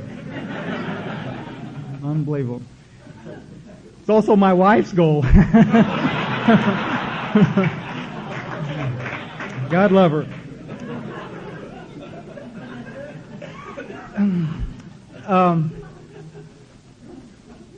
I love you guys. I love AA, and I love guys in this recovery deal so much. I can't begin to tell you what a strange journey it's been. It's a funny thing. Most of the guys when they do this, they go through the wreckage of their alcoholism, and then they sober up and they come to AA, and then everything is groovy.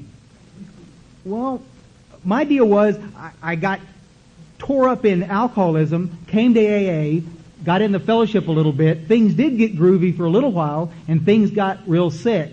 And then things started sliding right down the toilet, and I am just sort of a willing participant of my own demise sitting in these rooms. And at 7 years sober, never having thought about suicide before, all I can think about is suicide, where I'm going to write the next hot check.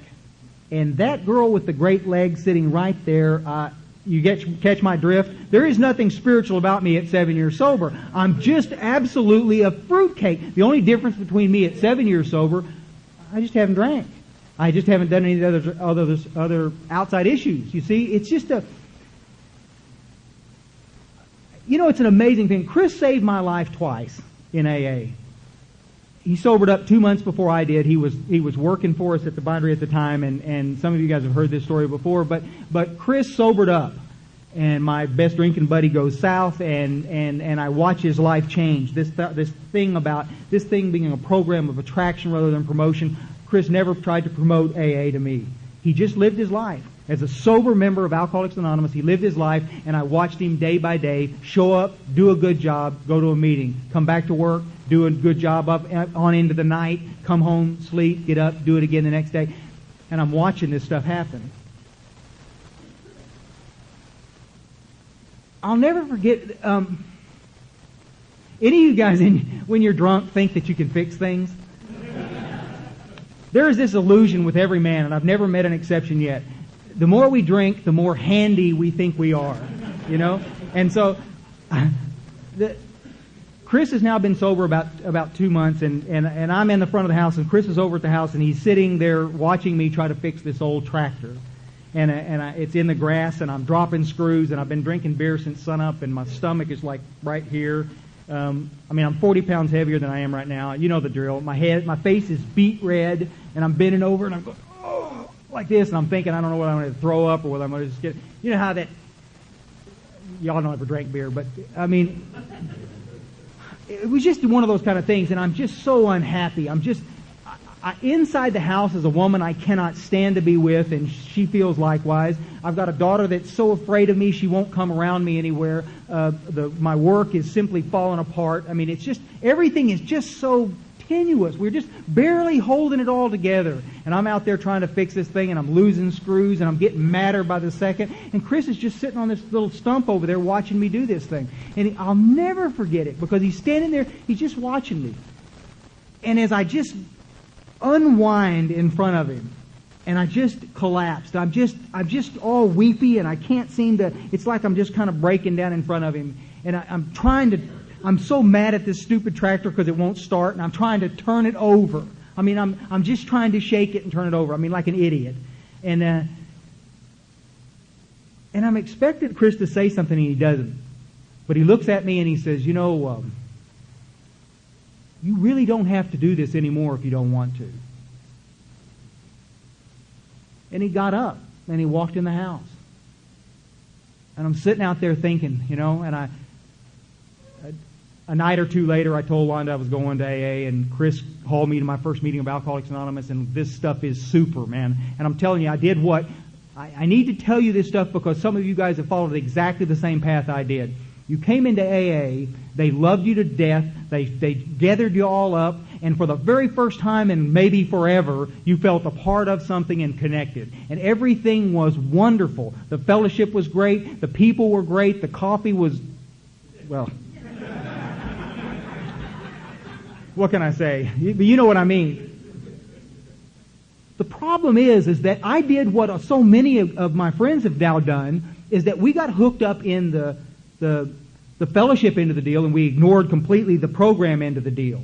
And so we experienced the relief end of the program, but we never experienced the freedom end of the program, and so things get kind of crazy. And so there is this illusion that I'm gonna buy into the whole deal. I'll go to as many meetings as I can, and I'll get better and better and better. Well, I went to as many meetings as I could, and gradually and very slowly, I got sicker and sicker and sicker.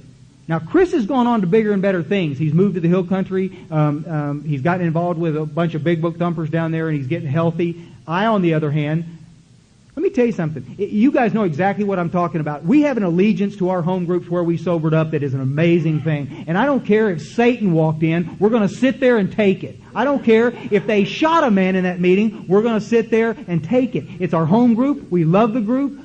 You know the drill. For 7 years, I sat in this group, and I sat there and watched them take God out of the meetings in a group conscience one night, of which I voted also. Some wise man said, well, I think we're talking about God too much. We need to probably not mention God.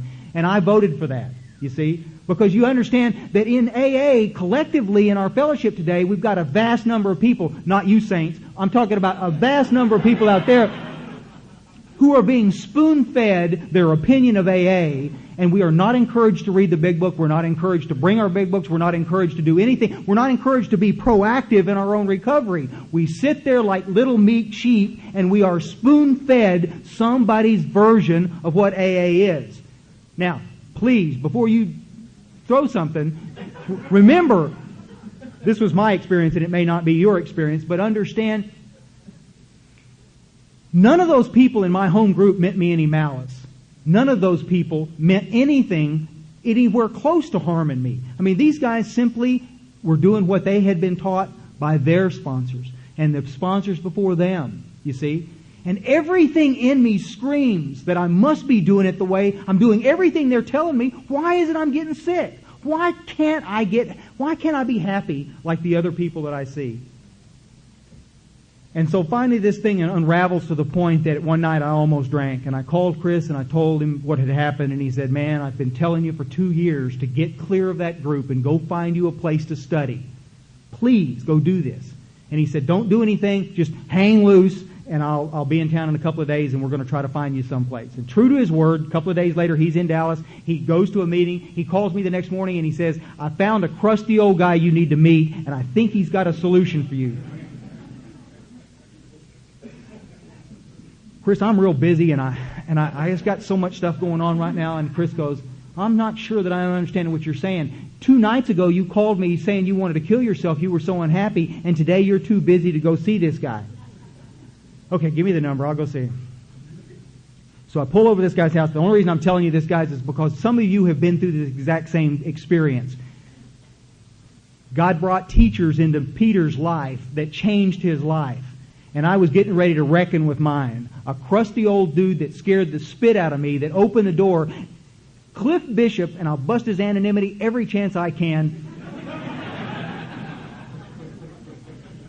Not to piss him off, but because I love him to death. And I'm telling you that Cliff is standing in the doorway, and he looks at me, and he looks down at the book, at where I would be carrying my book, but I wasn't, and he said, "Where's your big book?" And I said, I don't know. And he said, "Well, I tell you what, here, you take mine today, and don't ever come back over here without it again."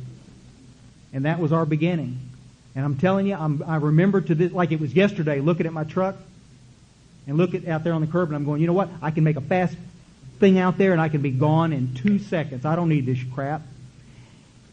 And I carried my arrogance into his living room, and we sat there, and he spent the next 45 minutes teaching me things about the big book that I had never heard. And I got to tell you guys, I thought Clifford was making it all up.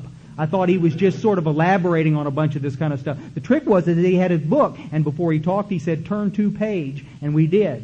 And then we would read, and I began to connect some dots. And guys, over the next 6 months, all the dots that I wanted connected got connected. And it was the weirdest deal. Can you imagine how embarrassing it is to be 7 years sober and not understand why you're a drunk? To not understand why you're an alcoholic? To not understand anything about the mental obsession? I'm going, the mental what? You think that's funny? When he talks about the spirituality, I'm going, huh? What? Now listen, guys, I'm talking about, we got 21 meetings a week in the group that I sobered up in, all discussion meetings.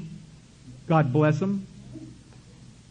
And nobody ever talked about a spiritual malady. Nobody ever talked about a spiritual solution to my problem. Nobody ever talked about these mental things that were there. The most baffling feature of alcoholism is this unmanageability, this inability to leave alone the booze that's killing us.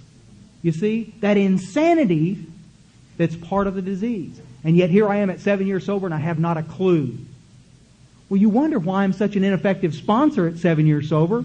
If I can't even explain what alcoholism is, how can I be an effective sponsor? You see? God forbid that I would do anything like 12-step work or any of this kind of crap. I'm too busy thinking of something cute to say in a meeting to get somebody to laugh or you understand the drill. You understand the drill. Some people hear me talk and they say, "Myers, it sounds like you just don't like AA." And I'm going, guys, you got it all wrong. I'm telling you right now, I love Alcoholics Anonymous more than anything on God's green earth. I love this fellowship. But I want to weep when I see where we've taken that fellowship. I want to weep when I see it. One of the things that Cliff Bishop taught me was this deal of asking questions about where you are in any given day around around recovery. What are you doing? See, we seem to be afraid to ask those questions. We get comfortable in our groups and we sit there and everything is all great. We got our friends over here, we got our buckaroos, we got our little blah. But nobody wants to ask the hard questions because the questions make you feel uncomfortable. Let me tell you, they made me feel uncomfortable. When they would ask me those questions in a meeting, I'd get really uncomfortable because I want to share my knowledge. I have 7 years of spoon-fed AA that's guaranteed to kill somebody, and yet I want to stand there. I want to stand there and share that stuff with somebody. My arrogance needs it so desperately, you see. We were in a meeting one night after I'd been there probably 2 months. These guys don't love me yet. They really just tolerate me. I mean, because I keep wanting to drift off. We're in a study, a step study thing every night that we're doing this meeting, and I still want to slide off into the discussion stuff and tell them, well, for me, I always start it like that. Well, and they're going, well, stop. We don't care for you. I don't want to hear that. We're trying to see what Bill had to say about this, not what Myers had to say about this. I said, oh, okay. Well, anyway, one night I decided to exert my arrogance one more time, and I said, well, and I slid forward in my chair, and as I pontificate about this wisdom, and I can watch 15 or 20 people just deflate in the back of the room. They all just like going, oh, like this. And Cliff Bishop gets up, and he walks across the room, and as he walks across, my head's saying, you know what? He's going to come over here and tell me how much he liked what I had to say. Arrogance runs deep. Clifford drops a piece of paper down in front of me, and he keeps walking. And I went, oh, he wrote it down. And I look at it like this, and it says, why don't you shut up until you know what's in the big book? Just like that. I had that note right up until the time my big book got stolen 2 or 3 weeks ago out of my car. I had it taped in the back of my big book. it was one of my most valued possessions because my ego took an absolute beating. I was deflated to the point that I could actually be of use to somebody. And I got up and I said, screw you guys, and I headed for the door. And Philip File, another guy, will bust his anonymity right up the bat. Philip File caught me at the door, and he said, brother, don't leave. Everybody here got those notes at one time or the other. Yeah.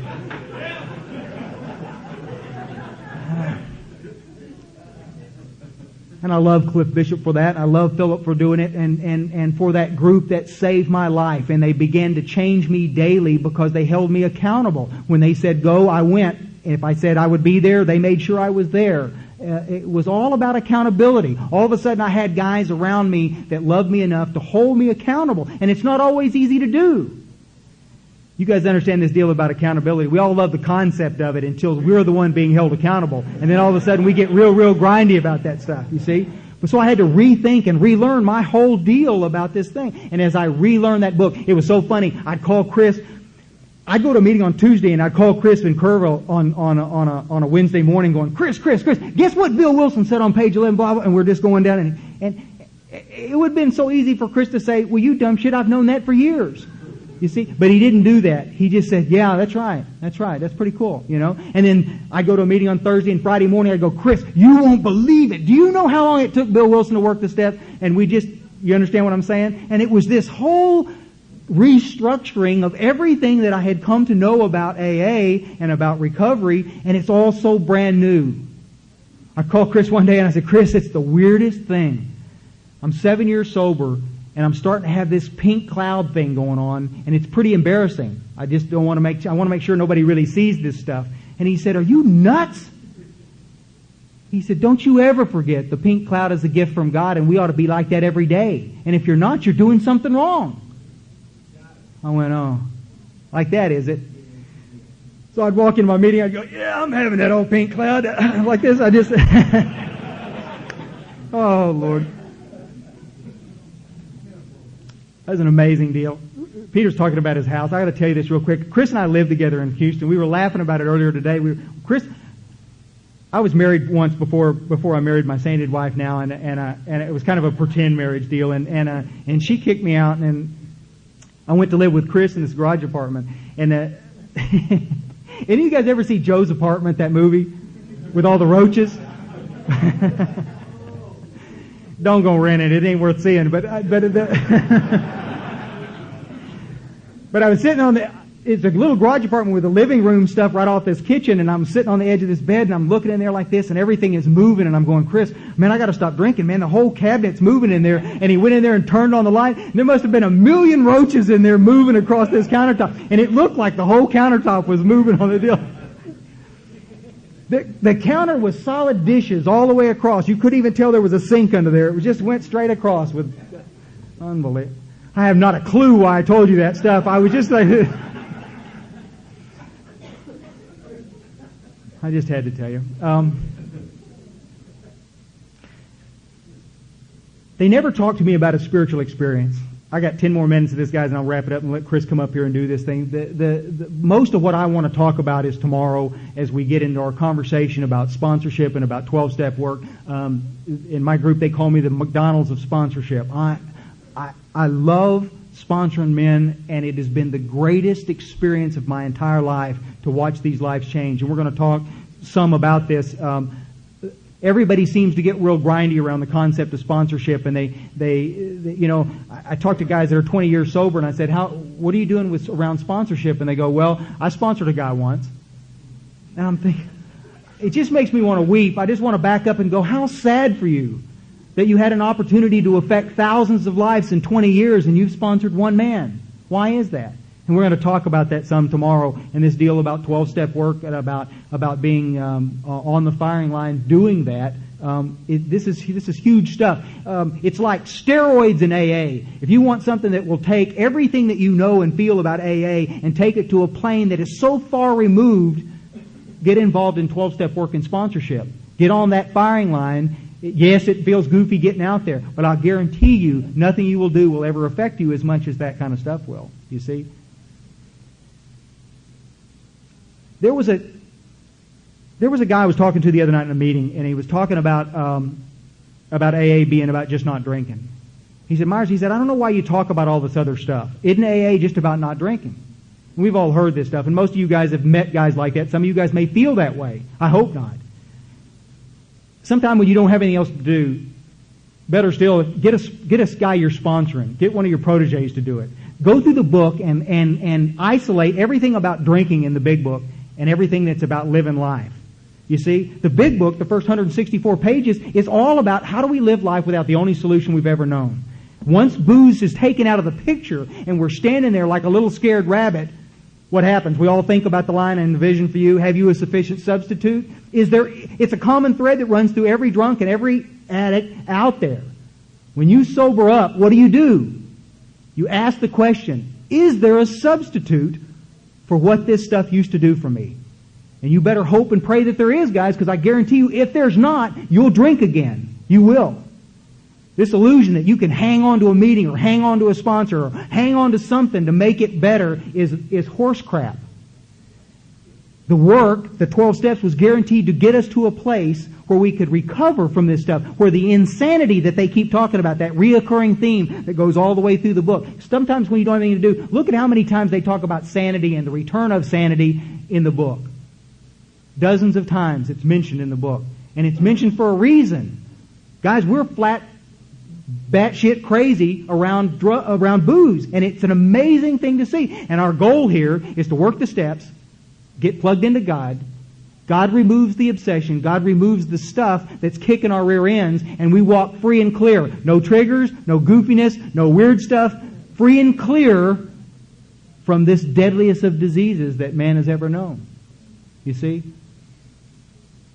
It's an amazing thing how much we trivialize our alcoholism. How many of you guys have worked with guys, perhaps it was your own experience in your own deal. How many of you guys have walked clear of the wreckage of your disease only to have it supplanted a month or so later by this threadbare thought, well, it really was only a bad time in my life, but I'm okay now.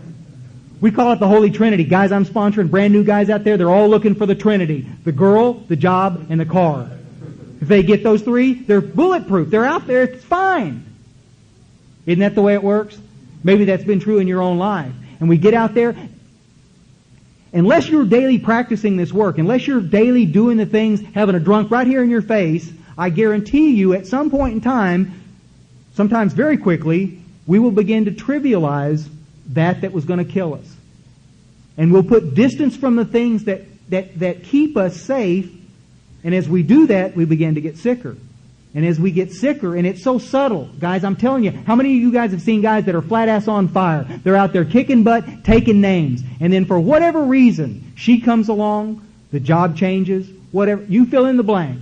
But for whatever reason, we begin to trivialize and isolate from the things that kept us plugged in.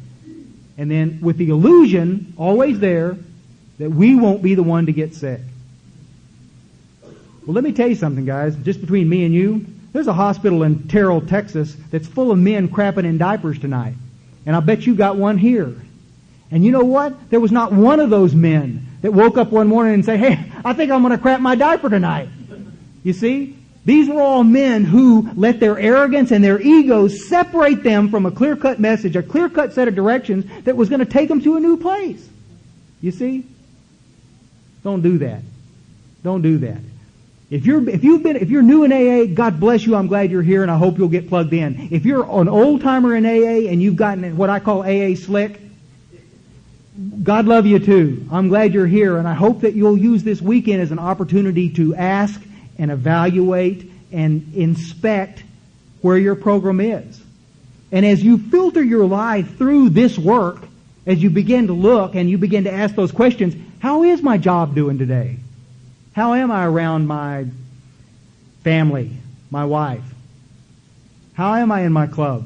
Do I have responsibilities? Have I made commitments that I don't follow through with? Have I made AA a priority in my life? You see what I'm saying?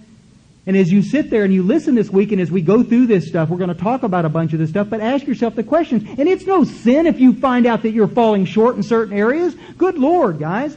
We all do. There are no saints here. We all fall short of this thing. The thing about it is that you can quickly get so sick that you don't see your own sickness. You don't see the only stuff. We got the only disease known to man that tells us we're not sick. You see? And as our life unravels, we're baffled by what we see in front of us. And then we get in the same old sick relationship again. Or we get in the same old dead-end job making nothing. You understand what I'm saying? None of this was meant to be the game plan, guys. The game plan was we were going to work the work, have the experience, and then do what the work told us to do, which was to get on the firing line and go carry a message of recovery. And if we're not doing that, check that list. That's one we're falling short on, and hopefully we'll get to shore up some of that part this weekend.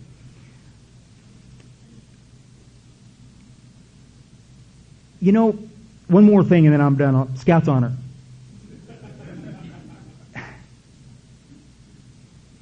There is an entire life out there that is so cool and exciting, and yet so many of us miss it because we have trivialized our recovery program and we've sold ourselves short. So many of us have approached recovery and approached AA, and then we get into a situation where things get a little grindy. We're going to have to do some inventory. We're going to have to make some hard amends. We're going to have to make some commitments. We're going to have to do some of these things. And we go, and we just hold it at a distance. And our head, coming from our ego, says, well, I'm sober today. I haven't hit my wife today. I haven't walked out on my job today. And you see what I'm saying? We just begin to justify our sort of milk-warm, middle-of-the-road existence and think that that's what recovery is all about. Guys, let me tell you from my personal experience and the experience of hundreds of men that I've had the pleasure to work with. Alcoholics Anonymous and the program of these 12 steps will carry you to a place that is so infinitely better than that you simply can't believe that you're there. And if you'll submit to the work, do what you're supposed to do, you will look at this thing at some distance. You'll look back on it and you'll go, I cannot believe what my life has become. I know a lot of these guys in here, and I look at their lives the way they were, these busted up shells of men, and I see who they are today, vibrant, exciting, creative men and women out there ready to do this thing. Could there be anything sweeter than that, guys? I know some of you will look at it at a distance and say, Myers, I think your life is pathetic. Some might do that. But I'm telling you guys, to be the busted up, selfish, self-centered drunk that I am, thinking only of me, to where I am today, with a bunch of friends and a bunch of buckaroos around me, a whole host of miracles that submitted and walked free and clear of this deadliest of diseases. Buddy, we are desperate to have you here with us in the trenches, to have you here carrying this message of recovery that is clearly stated in 164 simple pages. Please, please, come with us. It's exciting stuff. And once you've experienced it, you'll wonder why it is that you held this whole thing at some distance. I love all of you guys, and I'll see you tomorrow.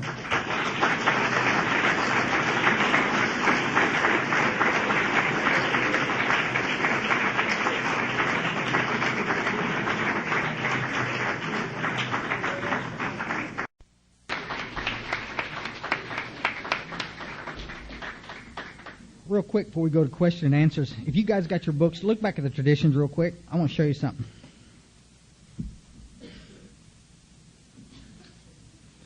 Look at tradition 5. Go to 3 first. I don't know, because I've got a little book. It's in the traditions in the very back of your book. There's a short form and a long form. 563 in the 4th edition. It's page 560.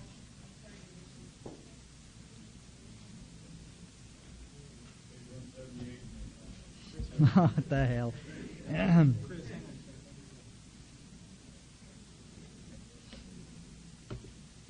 Y'all got it?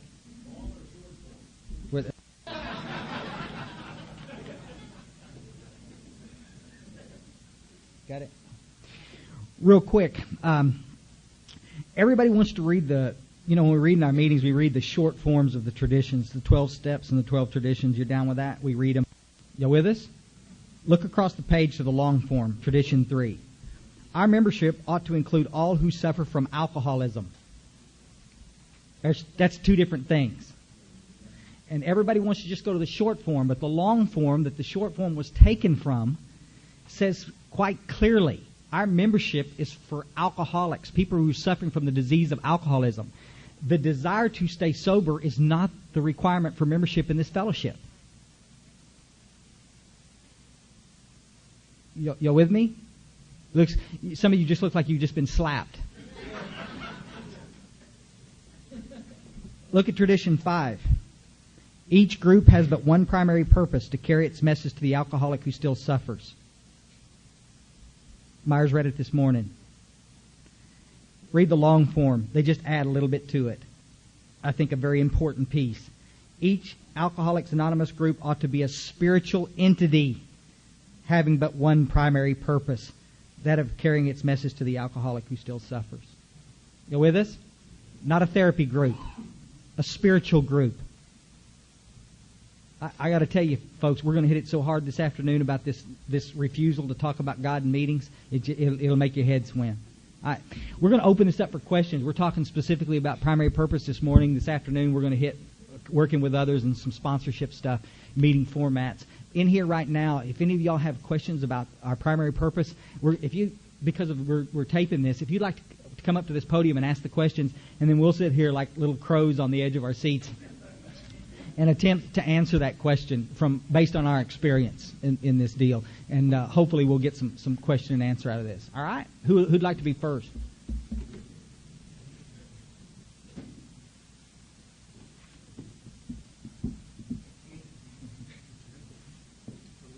Maybe I'll make that a little clearer. If you'd like to ask a question, you could go...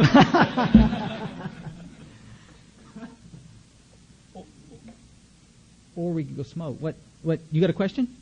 Would you want to come up here and ask the question? That way it'll be taped. Otherwise, we just have to repeat it. And if you just come up and ask the question, then we can... You want to do that?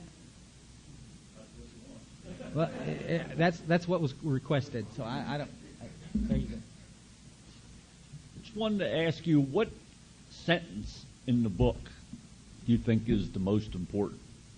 Not your favorite, the most important sentence. Great question. Chris Raymer, alcoholic. Am I on? We just read it when I was talking earlier. Selfish and self-centeredness, that we think is the root of our troubles. To me, there's... Can y'all hear it?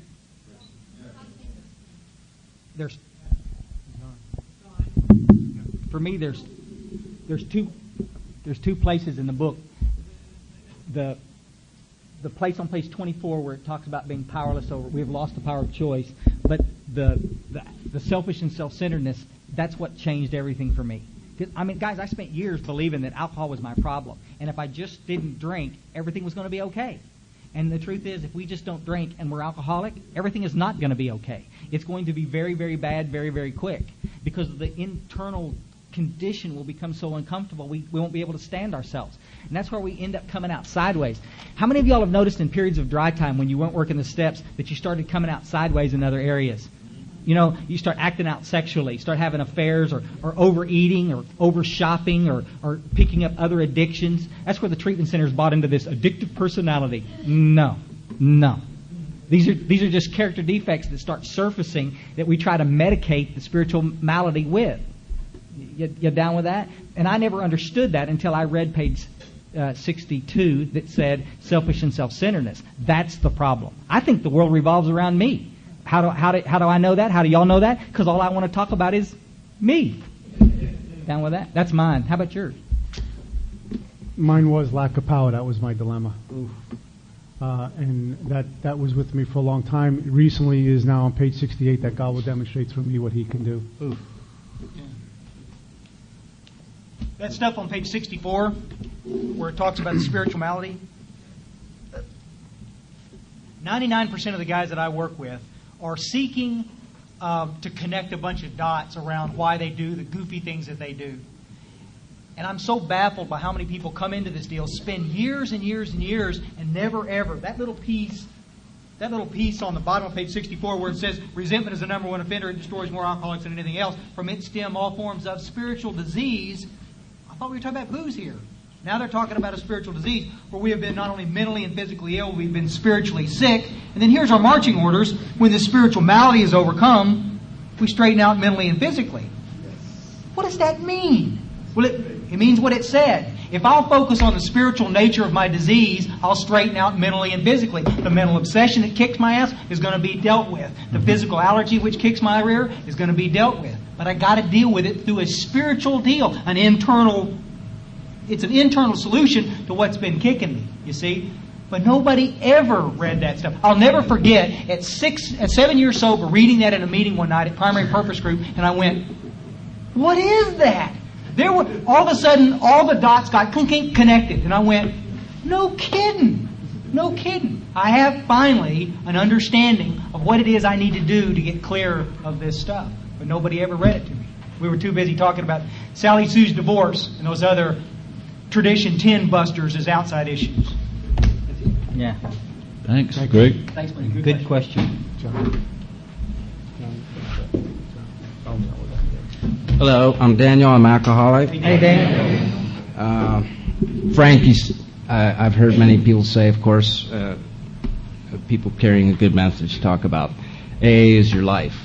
And I want a little clarification on that. I hate fanatics of any kind. You know, when I walked here, the church sign is advertising for Christian aerobics. And I wonder how Christian aerobics is any different from any other kind of aerobics. And I'll read here from page 125, last paragraph. Many alcoholics are enthusiasts. They run to extremes. At the beginning of recovery, a man will take, as a rule, one of two directions. He may either plunge into frantic attempt to get on his feet in business, or he may be so enthralled with his new life that he talks or thinks of little else. In either case, certain family problems arise. And it sounds like the guy who's talking about it is like maybe a fanatic.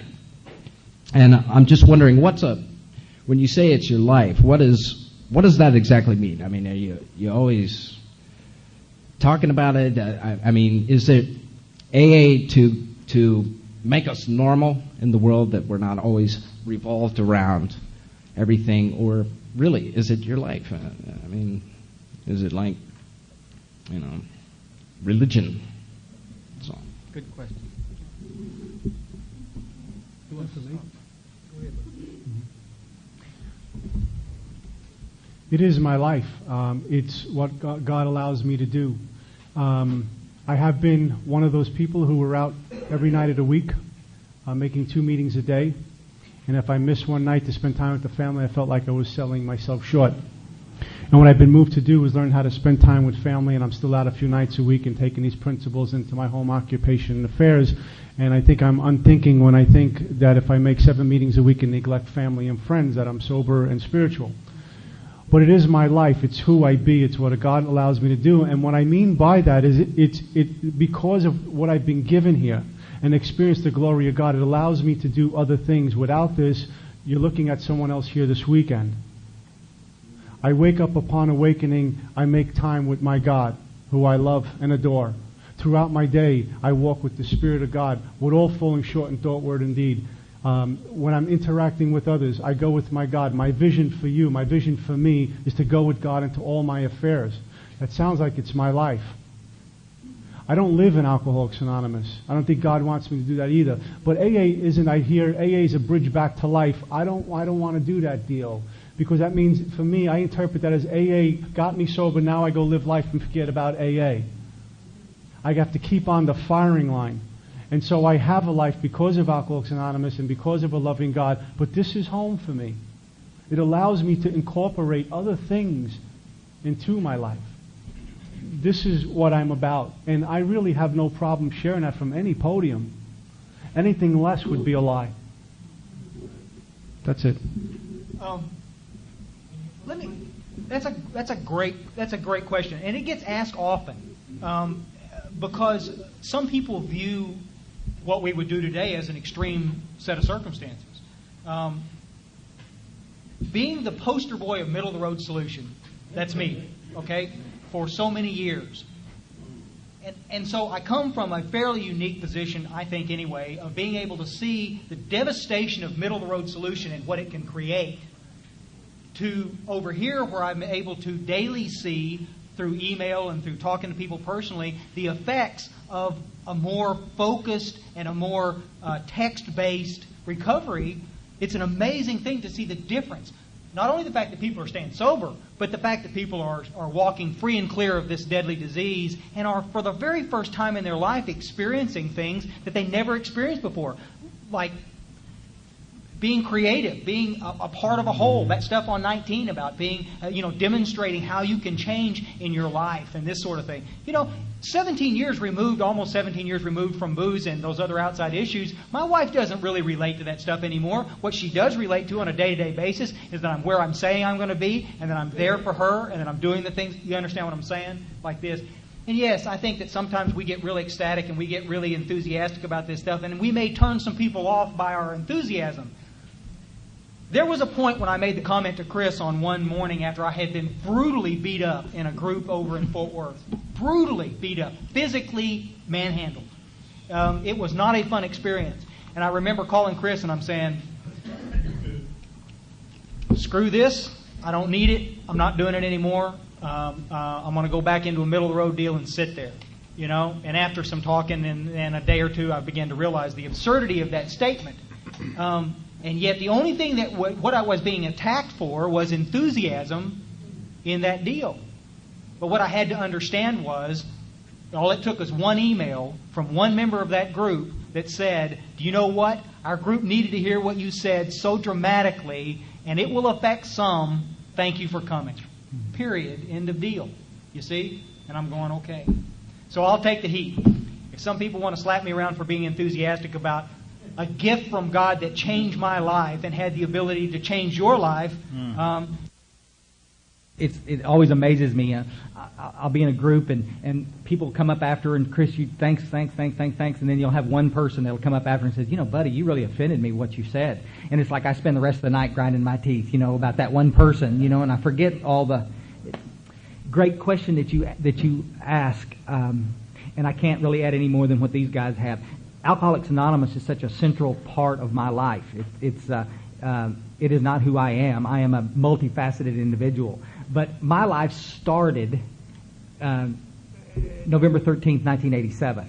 And that's when my awakened spirit started noticing plants again. And I started riding a bicycle again and started doing so many cool things. That's what life's about. There was a guy that came up here last night after we spoke, and he was shared for a minute and thanked us, and he said, I'm not going to be able to be here tomorrow. I've got my kids' soccer games tomorrow, and I'm the coach, and I'm going to have to go. And he was kind of apologetic because he wasn't going to be here. And I said, buddy, that's what this is about. Is we didn't get sober so we could come hide out in Alcoholics Anonymous. We got sober, we had our awakened spirit so that we could go out there and do life to the fullest. I want to do. Y'all hear me? I get on these tears about people sitting around reading People magazine. I spent years reading People magazine, watching how other people were living cool lives. And somebody finally leaned over, as Mark says, "When are you going to start leading your life? Instead of looking at everybody else's life, when are you going to start doing some?" And it's like he wasn't.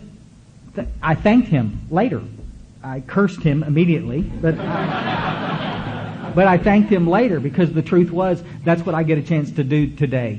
Not hiding out in AA. I don't hide out in AA. And I see a lot of people do that. There's a lot of concern that we're a cult, that we're just going to hide out, and only time I can be happy is when I'm in a meeting. That is not my experience. It's not my experience. I love coming to do these things. Folks, y'all need to come see my garden. It is impressive, to say the least. And I would love to show it to you sometime. That's all I got. John. Yeah, my name is John. I'm a very grateful recovered alcoholic. And my home group is the Depth and Weight group. And we got that, I don't know if it particularly from you guys, but it was a message that you guys shared. And what I want to say was that from the bottom of my heart, you three men saved my life. And I'm eternally grateful. And I love you all very much. One of the things, I've been coming to Alcoholics Anonymous for a long, long time, and been given the grace to recover from this disease. But what I'm experiencing in Alcoholics Anonymous, which is frightening to me, and I would just really like to get your feedback on it and your spiritual guidance on it. This thing with love and tolerance. We have brought this love and tolerance to such insanity. This big book was written back in 1939 when they talked about love and tolerance. And if anyone has studied history or studied this big book or studied the transformation of our society, tolerance had a completely different meaning back in 1939 as it down in the year 2004. But the most important part, it says love and tolerance. And I have always experienced the true love of Alcoholics Anonymous is a message and truth. When I had my sponsor who loved me enough to tell me the truth about what was going on in my life, that's when I began the process of recovery. And this thing that goes around, love and tolerance, I see this people hurting other people in this fellowship through their sickness and their selfishness and their disgust. And innocent people are coming to this fellowship and dying because of sick people coming in here and acting out in sick ways and hurting others. And I'm frightened for it, and I have children, and God forbid my children were to have this disease. What would this place be like 20 years from now? John.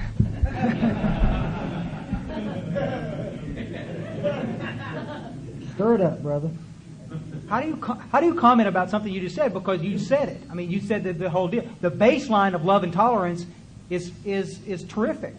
There would be nobody, there's not a man alive that I've ever come across that would have anything to say against love and tolerance.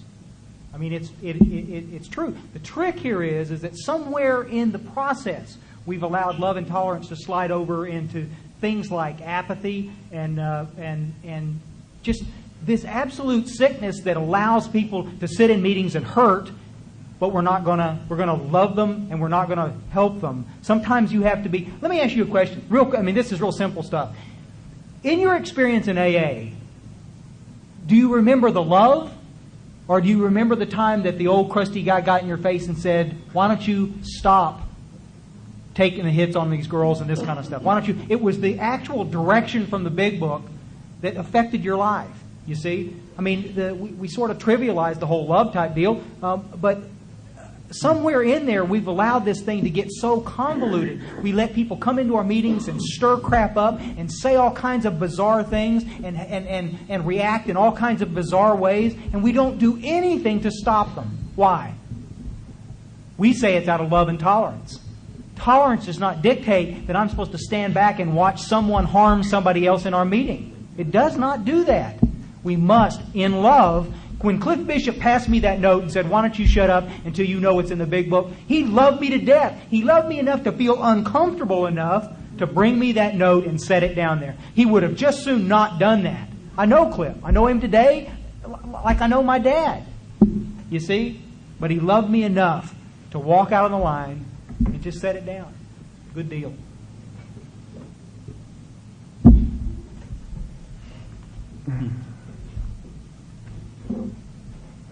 Page 98, my book tells me, it's not a matter of giving that is in question, but when and how to give. That often makes a difference between failure and success. Mm-hmm. So is it possible that love and tolerance means telling a drunk no? It's unacceptable? Or have an experience like Myers did with his sponsor? Or does love and tolerance mean I take on an attitude of apathy, or it's a good time to practice acceptance? Do I take a stand for what I believe in and what my experience is? Isn't that love and tolerance towards a drunk, rather than walking them back to the next drink because I want to be loving and tolerant? And I have a different perception of what that means now than when I first walked in the door. So again, it's another call to how am I watering down information in the big book, or using it conveniently to co-sign my delusional attitude. Here's a real neat deal. I'm sitting in a meeting one time, and this guy was just sharing from the floor about a lot of his experiences with women, and a lot of ugly words. And in the middle, he's talking about his crack runs. There's an AA meeting. And I'm visiting this group, And a woman got up and walked out and says, "This is not going to affect my serenity," and left. What's wrong with that picture? That was her home group.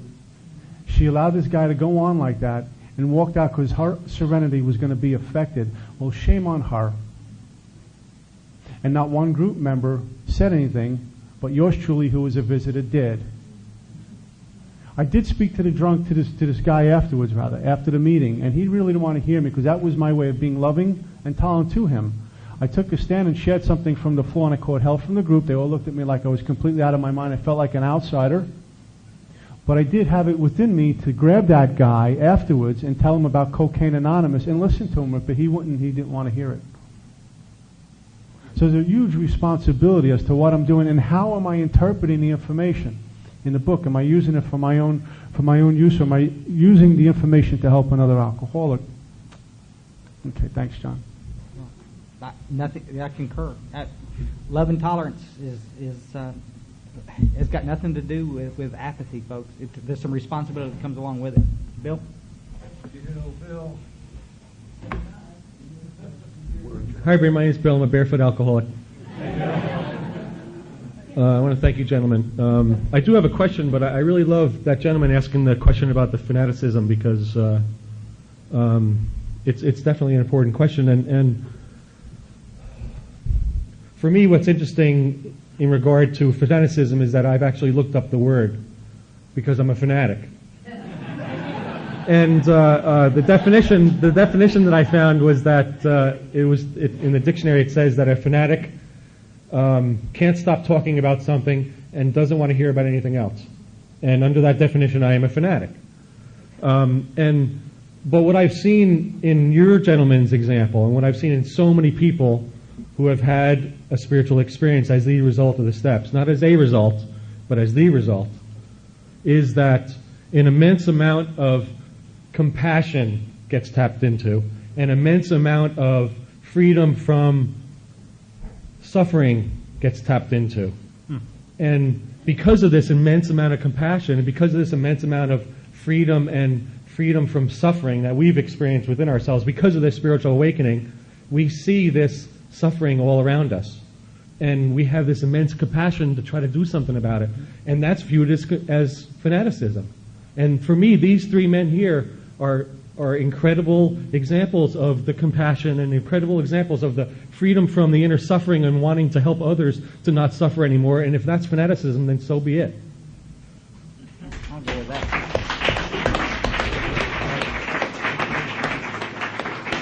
But I do have a question.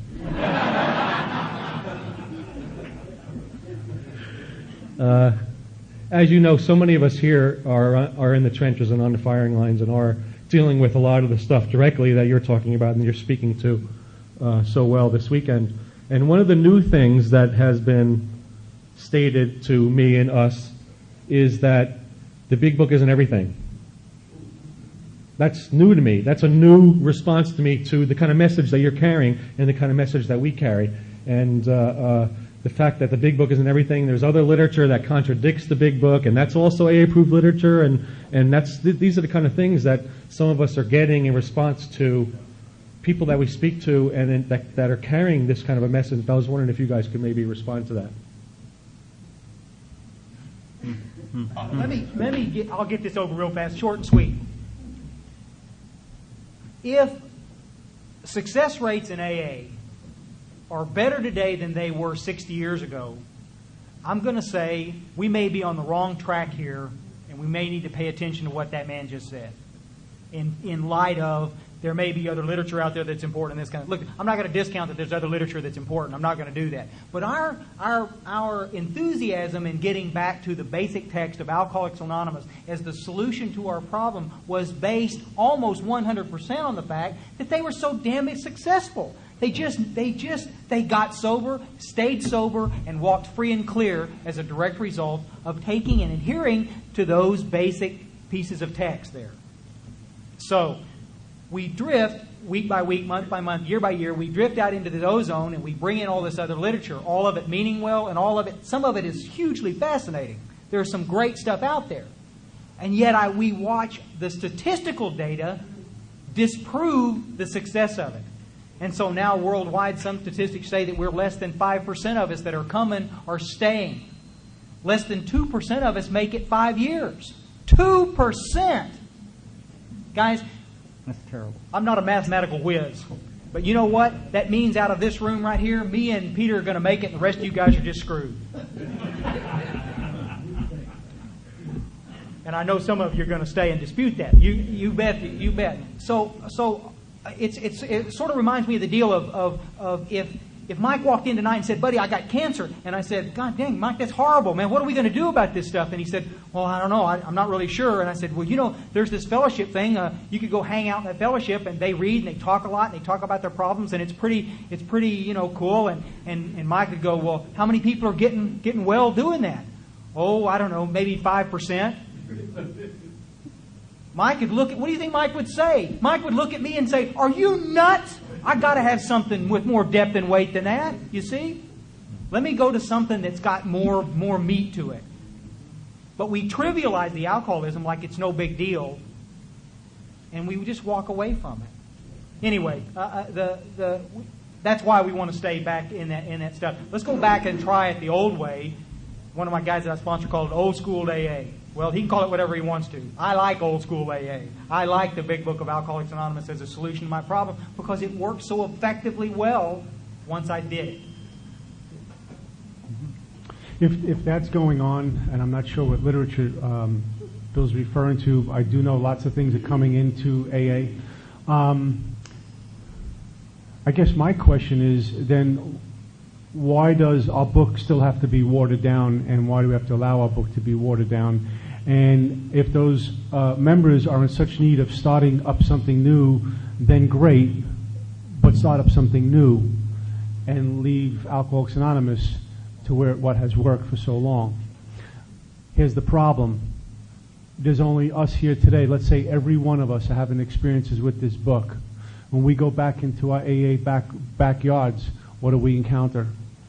We're the minority and not the majority. So it's like drawing a line in the sand and passing this message on. And we're going to talk about this afternoon. The neat deal is, if I wake up because of my experience and the information in the Big Book Alcoholics Anonymous, well, then I'm going to be moved to be on the firing line to go help somebody else, right? So now I get a prospect. They wake up and they're going to go into their backyard and grab someone. Now we have 3, and that's all we can do. And then they'll get someone and pull them through the archway. Now we have 4. And little by slowly, we'll show up with different home groups. And we'll have these pockets of enthusiasm, and maybe some of us will draw a line in the sand and say, you know what, that's an outside issue, it don't belong here. Why it's AA-approved literature, shame on the people who are voting on this stuff. Which is a wake-up call to me personally, and to a lot of us. What kind of service am I giving on that level to allow certain things in? That's all I got, thanks. I would just tell him, buddy, if you got something that you think might work, try it. I mean, the only thing that ever worked for me was the message out of the Big Book of Alcoholics Anonymous, and that's all the experience that I can share with you. If reading that meditation book has changed your life, read it. Bop to your job. But in these meetings, in our fellowship, we need to be talking about the one thing we're talking about. What you got? My name's Jim, and I'm an alcoholic. Hey, Jim. And I appreciate the fact that you told us we're not here to bash AA. And I agree with you 100%. I've experienced all the horrible things and more that we've been talking about here today.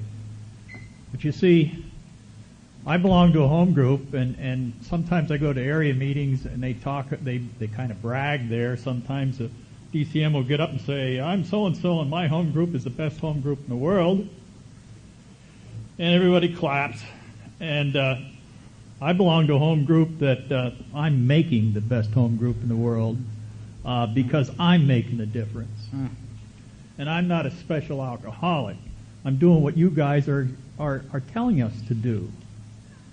And there are pockets of enthusiasm and pockets of true AA all over, and we're it.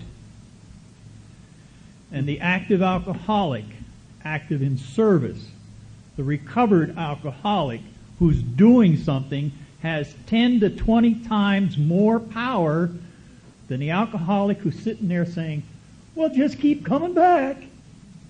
Because they don't even go to the meetings where it counts and it votes. My home group has about 150 to 200 people on a Friday night at a speakers meeting. We just did a group conscience, a business meeting. We had 8. My vote was important. I did something. Is it a perfect group? Of course not. I began about 4 years as an individual standing up at the front door greeting people. We finally got it into the service part, where now we're getting teams of people up there to greet people. Yeah. You see, it's what you do. It's what you show them. They saw the results. They like it. Now they want to do more of it. Same way with doing the phone service. My group was not involved in any message carrying of any kind. If you want what we got, you're going to have to come here and get it. Well, today we take a phone service commitment once a month. It's not a whole lot, but it's more than we were doing because I took the action. You can too. These men here are telling us the truth. And it works in Texas, it works in Pennsylvania, it works in New Jersey, it works in Ohio. And it only works when we work it. Thanks, James. Thank you. Good. Great. Yeah. Debbie. Hi, and I am an alcoholic. My name is Debbie Temple. Hi, Debbie. It's so good to be here, and thank you so much. Thank you so much. Besides the fact that I love you guys and you're my heroes, I just want to personally thank you for being out here and just getting people inspired and fired up. Every time I come to one of these deals, I'm just ready to go out there and just really wake people up, you know. But I want to share that I'm a member of a home group that I'm an active, proud member of that home group. It's a Belleville Thursday night group. We have an open speaker meeting on Thursday night, a warm, welcoming, tradition-based open speaker meeting. We also have a Monday night literature study meeting. And it's a closed meeting, and we work very hard in the traditions and the 12 concepts. We also have another set of principles called the 12 concepts. They're incredible. I'm very heavily involved in general service work, and I've been given the privilege and the honor to serve in Alcoholics Anonymous, and I got involved in the traditions first. It's just my story, and that's a whole different story, but I got involved through the 12 steps, through the 12 traditions first, having had a service sponsor to take me through the process of GSR, DCM, and those of you who are not familiar with that part of Alcoholics Anonymous. And through my service sponsor came my sponsor who took me through the 12 steps for the first time. In our literature study meeting, it's a closed meeting, and we're always looking to more strengthen and unify the group and keep our primary purpose to our recovery from alcoholism. And last Monday night, because this is all about the traditions, everything that we're talking about here is all about the traditions, because without the traditions, we're dead. We're dead. I'm dead as an individual, I'm dead as an alcoholic, and I'm dead as a member of this fellowship, and so is this fellowship. We had someone come in our meeting, and we go around the room and we introduce ourselves at this closed meeting, and one gal introduced herself, and she said, "I'm an addict."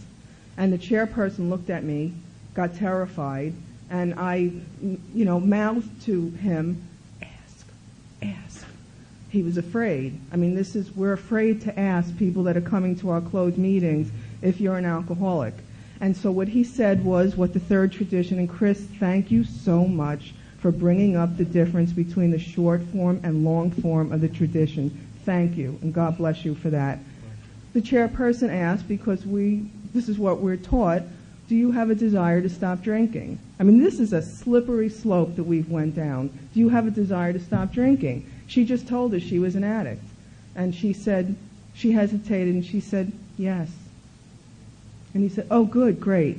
And he was scared to death, and he wasn't going any further than that. And she didn't share at the meeting. I know if she had shared, something different other than what we were talking about would have come out. But we're reading right now one of our history books. We're reading Dr. Bob and the Good Old Timers. If any of you haven't studied our history books, please do. Read AA Comes of Age and Dr. Bob and the Good Old Timers and pass it on, because that's our history. And that will tell you better than anything that we could ever say what we're supposed to be doing here. My sponsor and my service sponsor will not let me use the short form and the tradition. The reason why I'm up here is because I've been inspired now today as a result of what you shared and what we're talking about. There's something more that we can do at our Monday night meeting, because we're using the short form of the tradition, which my sponsor and my service sponsor won't let me use. And instead of asking, do you have a desire to stop drinking, I'm going to suggest at our next business meeting that we ask, do you suffer from alcoholism? If we ask, and they might say, I don't know if I'm alcoholic. Okay, well, after the meeting, we'll talk to you, and we'll give you somebody to work with, and you'll find out. But that's the key right here. If we're asking people to comply to the long form of this, if we're asking a group to be a spiritual entity having one purpose, that's a whole different thing than just being a bunch of alcoholics, helping people to, overcome a desire to stop drinking. And so the whole thing is about that, and I just wanted to share what it says in the back of the book with under AA tradition. It says, and also, by the way, the long form of the traditions came out first. It's not a question, it's a comment, and I'm just about done. The long form of the traditions came out first, and they were for us, for the fellowship, for us to live by. The short form of the traditions came out later for the outside world, for the professionals, to shorten it so that they could better understand who we are and what we're doing. But this is what gives us what we have to do to stay together. Otherwise, like it says, most of us will finally die alone. So thank you so much. Thank you. Good stuff, Deb.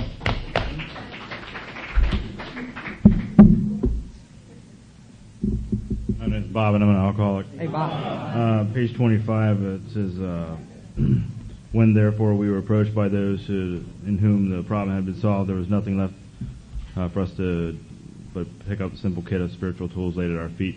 I know you're going to probably talk about this in a little bit here, but as far as sponsorship and finding the people that have found the solution, how do you... I'm going to pass on that until this afternoon, and I'm hoping you're going to be here, because that's what we're going to talk about all afternoon, is Okay. exactly what you're talking Great. about. Yeah. Good questions.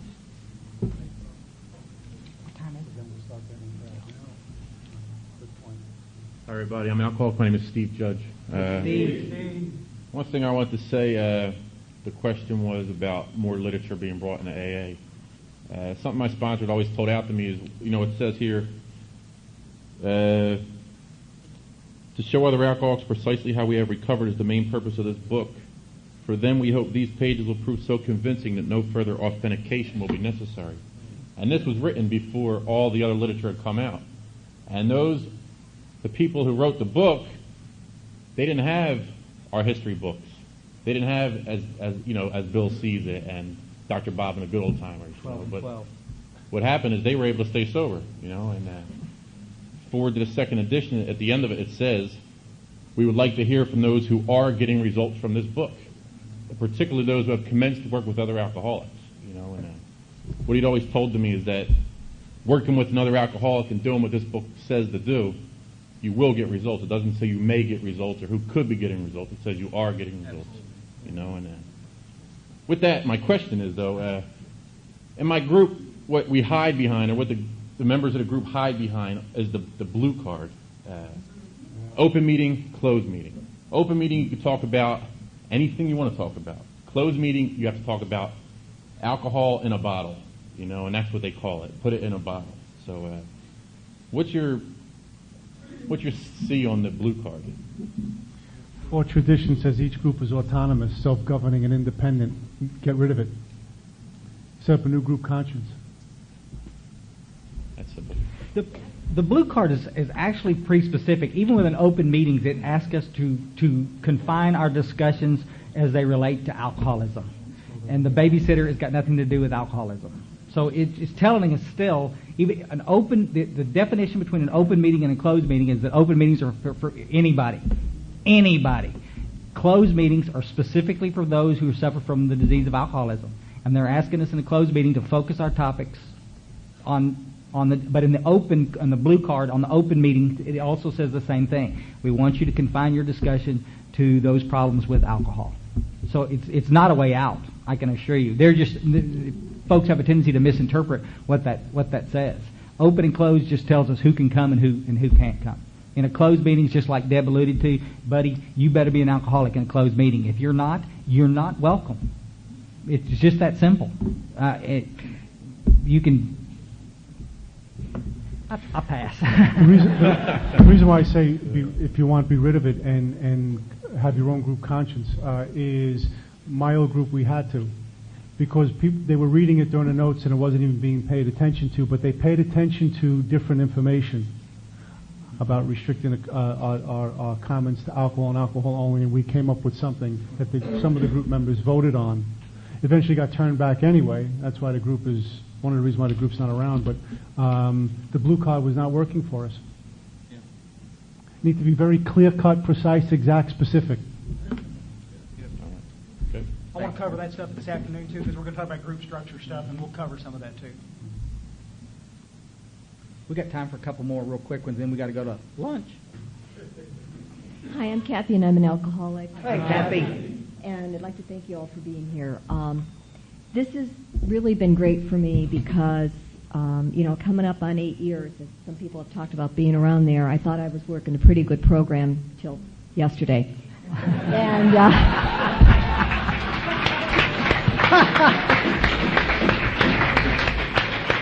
and I have to be honest about that, and I've heard people talk about what people say in meetings, and I've said those things with the best of intentions. And but I've learned, at least in this program, that it's not the easy stuff that keeps me sober that I know about myself. It's the hard truths that I have to face about myself that keeps me working this path.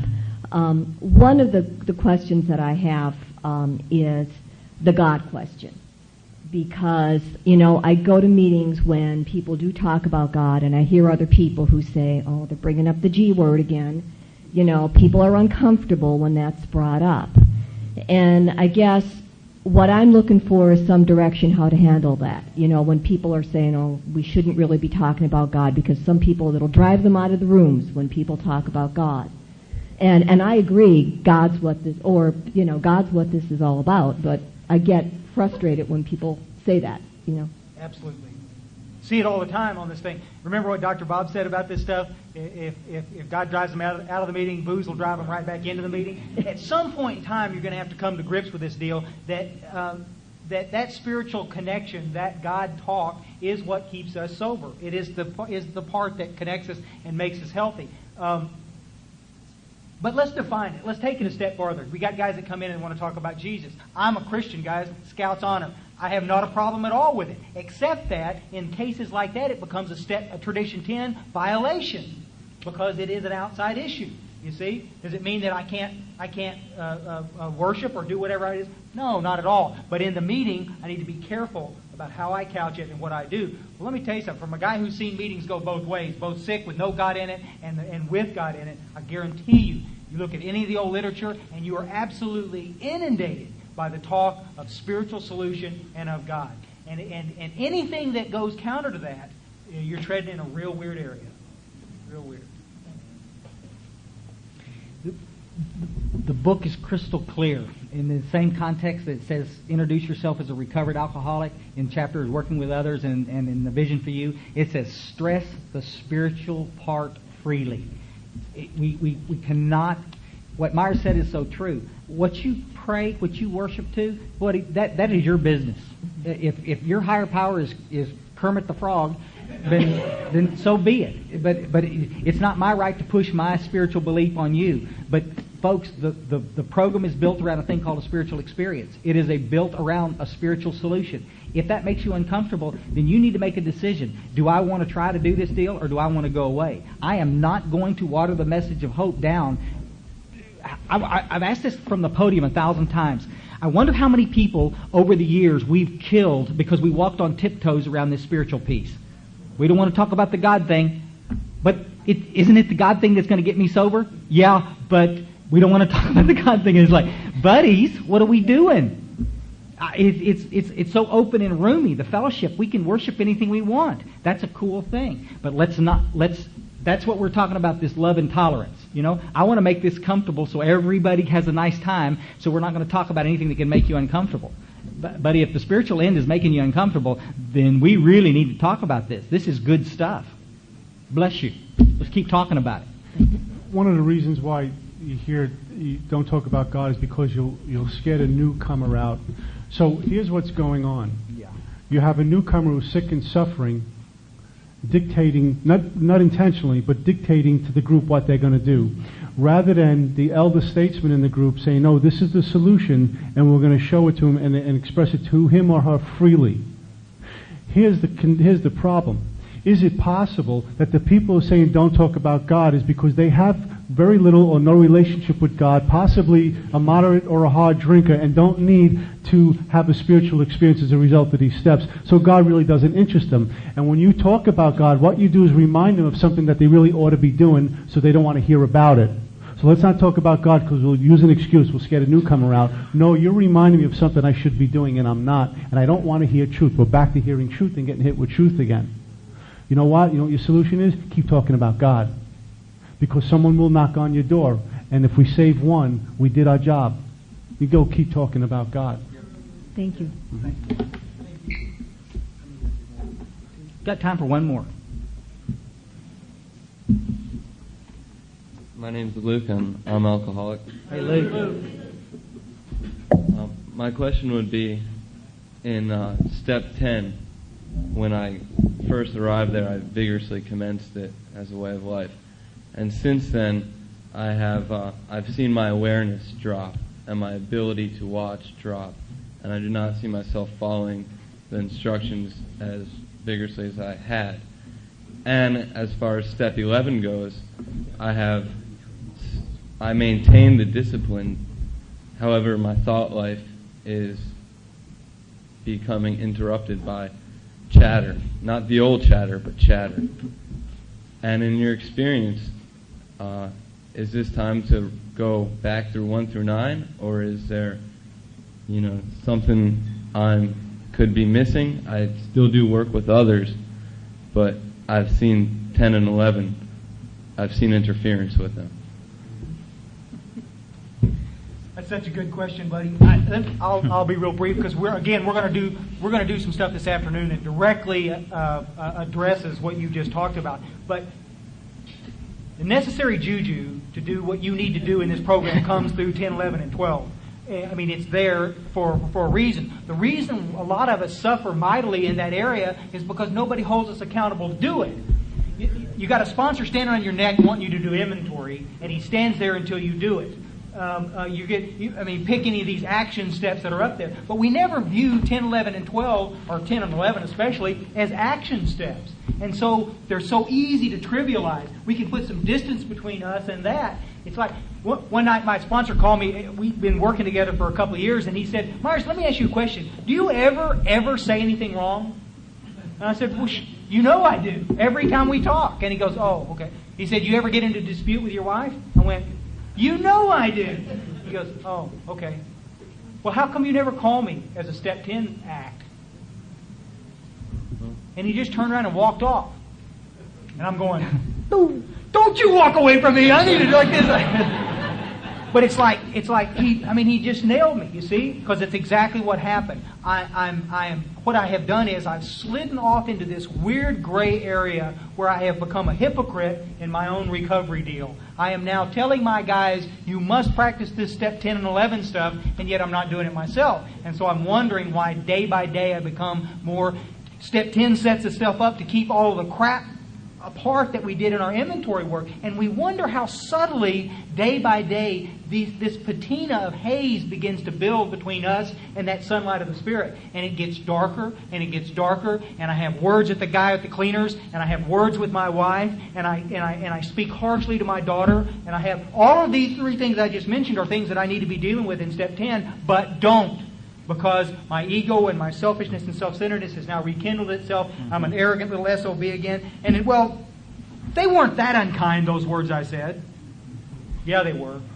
Anything that builds up that haze again and that film between me and God is dangerous, dangerous stuff. Because as an alcoholic, I get sick real quick.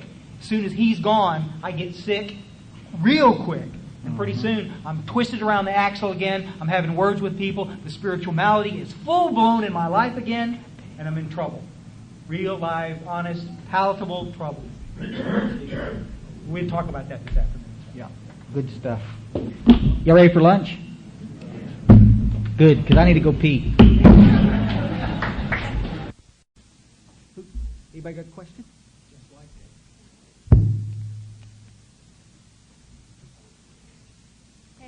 My name is Carolyn. I'm an alcoholic. Hi, Carolyn. I've really enjoyed it. Thank you guys for coming. Here's my question. This has a little bit to do with singleness of purpose. And I'm not going to tell my story up here, but when I went into treatment, I was pretty broke up and hadn't surrendered and was very, very angry. And my chart was laying out on the nurse's desk, so I decided that I would lean over and peek at it and see how sick I was. And so I read on there that it said my diagnosis was animal drugs, opiate dependency, and then it had ETOH, alcohol. And I said, alcohol? You know, I guess I still wanted to think I could drink and still be okay. Of course, I got to a certain point when I was in treatment where I realized that I was never going to change if I didn't learn how to solve problems without changing the way I felt. So I hit the point of surrender and got this temporary sponsor who took me through the book. Still not quite convinced that I was an alcoholic. I hadn't examined my drinking that thoroughly. I just know that alcohol combined with all of these other things is what brought me to a coma pretty much state and had to go to the hospital. So, but by my temporary sponsor, who became my sponsor, she took me through the book, and we got to We Agnostics, and we read that definition of an alcoholic, and we started examining my drinking. And my drinking was completely alcoholic drinking, and I knew that. And, you know, so that delusion that I could drink like other people was smashed, and I knew at that point that I was an alcoholic. Now, for a couple of weeks, I was going this fellowship, that fellowship, this fellowship, that fellowship, and, you know, rapidly knew that the place for me was Alcoholics Anonymous. And so sometimes I will talk to people who don't realize that their problem in the beginning is alcohol. I will take them up to that part in We Agnostics. I want to know what your opinion is about that, because some people aren't quite ready to let go of the alcohol. They think that the other things are what brought them to their knees, and they still want to hang on to that alcohol, and that's where I was at. Now, I've got no delusion today that I can drink like a normal person, and I'm in the right place, but I was wondering, you know, how y'all felt about that. Because people come in the rooms and they start sharing that they're an alcoholic or they're an addict or I'm so-and-so and I'm addicted, you know, and they don't really give the respect to the program that they're in, which is Alcoholics Anonymous, and say, I'm so-and-so and I'm an alcoholic. My sponsor had 17 years in Alcoholics Anonymous, and she didn't know very much about the other things. But she did know about alcoholism, and she did show me pretty quickly that I drank like an alcoholic and knew I was where I was belonged. You know, that was 6 years ago. So...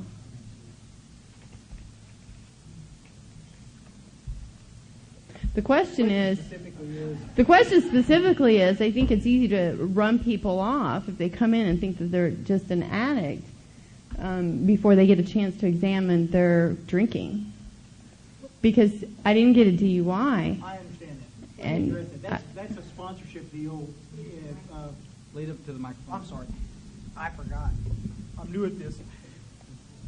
I forgot that this is a sponsorship deal from start to finish, and that it's the sponsor's responsibility in these deals to qualify these guys and make sure that they understand that stuff. The atrocity in AA is that we let people get way off into the deal without ever really qualifying them. We assume a lot of things, and there's where we get into some trouble. And so it's unfortunate that anybody gets into this deal without understanding what their truth is. What was it that kicked your rear? I am a badly behaved alcoholic that knew I was an alcoholic from the time I was 19 years old. I did toe sacks full of crank, toe sacks full of this stuff. But I was not an addict. It did not kick me to the mat. And when it came time to quit, I could walk away clear from it. So what's my truth? I'm not an addict. I'm an alcoholic. But I needed to understand that on a gut level before I ever got into the stuff, into the work itself. You see what I'm saying? Mm-hmm. That's our responsibility. That's what your sponsor did for you. She helped you see your truth. That's your responsibility for the newcomer. Help them see their truth. That's our job. We're teachers. But I went around for 2 weeks getting out of treatment saying, my name is Carol and I'm an addict. That's true. A lot of our experiences in Alcoholics Anonymous. And, not realizing that I drank. It happens. You're lucky it was only 2 weeks and not 20 years. Because it could have been 20 years. True. Thanks so much. Thanks. Perfect.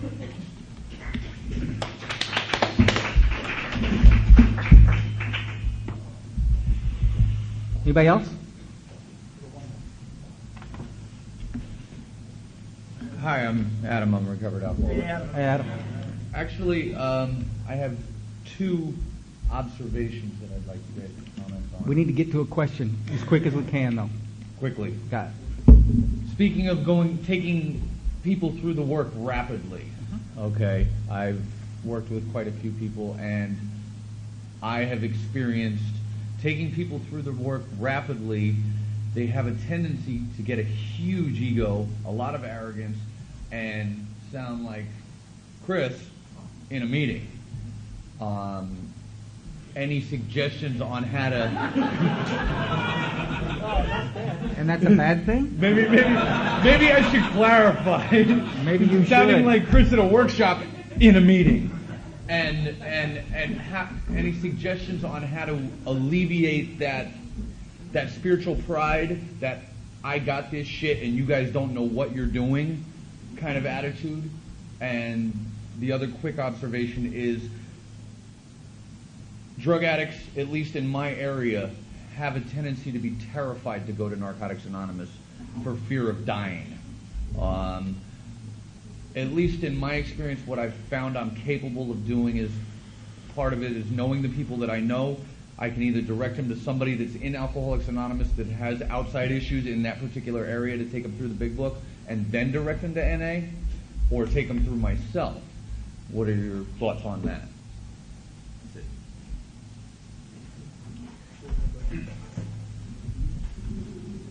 Sometimes if I'm taking guys through the work, they're not allowed to talk at a meeting until they've gone halfway through amends. And they don't talk away the experience. And they learn a little bit about humility. And that kind of silences the ego a bit. And if they're still doing that, then maybe I need to address some other things with them. I haven't had too many experiences with that. But that's one thing I will do. I always encourage people I work with not to talk away the experience they're having, because it can show up like that. Even if they're enthusiastic about what's going on, if the person seems to be doing that, they're silent until they clean up half of their amends. Get a guy, direct him to someone who's using drugs, who may be in here, has some knowledge about that stuff, and then tell them, take the book under their arm and go to that fellowship. They use a different text, but at least they can give some hope to others who are still suffering. And you know what? If it's uncomfortable for them, I hate to sound rough here, but tough. Because their responsibility is to go back to their home and pull another one out the way we got pulled out of this ditch. Chris just read something about a guy being stuck in a hole. Well, maybe there's a bunch of NA people dying looking for a solution. And so he or she has to go back there and catch resistance, like we do. Yeah. And when they get resentments, they come home and write nightly inventory and go back the next day. Right? See, the idea is that I'm going into this fellowship all alone. Well, then maybe they missed something in the work and they didn't really have an experience. Because if they had an experience, they know they're going in with their Heavenly Father. They're walking into a sorted spot. They're sitting down, presenting a message, and little by little, they'll pull someone out. With a whole lot of resistance, but they'll pull someone out. I forget who I was speaking to earlier. I was in Dallas about a year ago, and I attended a CA meeting. These guys are on fire using this text. It's not happening back here. But these guys used, and somebody went in there, and whatever they did, they ignited a flame. I sat in a meeting that I could not believe the amount of excitement, enthusiasm, and passion and people who were wide awake in a CA meeting. Better than some of our AA meetings as far as experience goes, experientially where they were. So we sent them in there. Go there with them for support. Good stuff. Good stuff. Yes, sir. My name is Jim, and I'm an alcoholic. Hey, Jim. I go to a lot of meetings in my area. Unfortunately, most of them are what I call open disgusting meetings. And war stories up in my area have evolved from how bad it used to be to telling you my experience so that you can identify through the feelings you have. I must be getting dense in my old age, but I'm having trouble identifying through my feelings. Is there anything I could, or you could recommend that I do to combat this kind of thing? Let me answer something real quick on that, Jim. Microphone, Mars. At any stage of the game in this thing, we have a choice of whether we're going to be a part of the solution or part of the problem. And if I see something in a meeting that's where things are going south and things are getting crazy, I can either choose to stop it, change it, or just go along with it. And so if you see, somebody said one time, I said, Myers, I think you hate discussion meetings more than any man I ever saw. And they may be right. I don't like them. I think they've harmed our fellowship immensely. But I won't sweep every discussion meeting under the rug as of just a crappy meeting. With the right kind of people in there, in chairmanship positions, those meetings can be highly effective and they can be okay. And so my suggestion would be is that if you're in those situations and you see those meetings getting convoluted and bizarre, stop them at your group conscience level, say something, see if you can get some good, strong sponsors up there, some good, strong people in the program to chair those meetings to keep things back on track. And you'll get things back where they're supposed to be. But it's real easy. We have this illusion that groups are formed and then they stay healthy because they're an AA group. It's like this thing, because there's a circle and triangle on the door, God's there. I've come to figure over the years that I think God's got better things to do than sit in a sick meeting where a bunch of ego and arrogance is flying rampant. I think He'd probably rather be out fishing someplace. You see? Groups can get real sick, and you can get sick right along with them. So just be alert, be prayerful about the situation, and then make the changes through on a group conscience level and see what happens. You're blind. Good stuff. Anybody? Charlie? Charlie. Yeah, my name's Charlie, and I'm an alcoholic. I don't really have a question. I just wanted to stand up at the podium.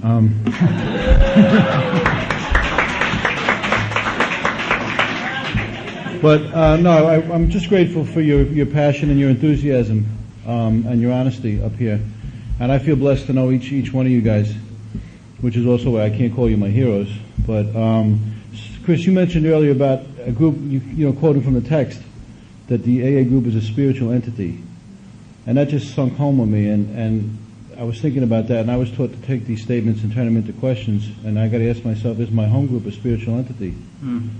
Or is it just a group of like-minded individuals with strong egos pulling someone in the same direction? And keep that in mind about my question, because I found my truth in the literature, like you guys were talking about, and then I went to literature-based meetings, big book meetings, and I was surrounded by like-minded individuals sharing eloquently about the big book, and minutia from the big book about Ebby and Bill and Roland all coming from Vermont. And, you know, little trivia bits from the big book, and we were, you know, can you top this, and going around in a circle sharing more and more eloquently about this text, and I didn't feel that I was carrying the message.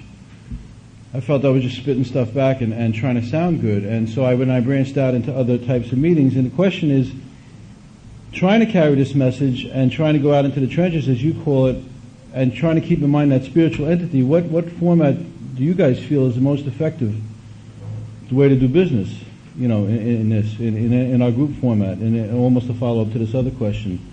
And again, thanks for being here, and that's all I have. Thank you. Thanks, Charlie.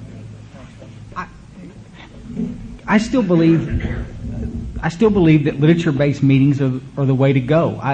You have less chance of getting off out in therapy land, in pissing and moaning land, in war story land, if you have a literature-based meeting and a topic that comes out of that book. So many of y'all have alluded to it.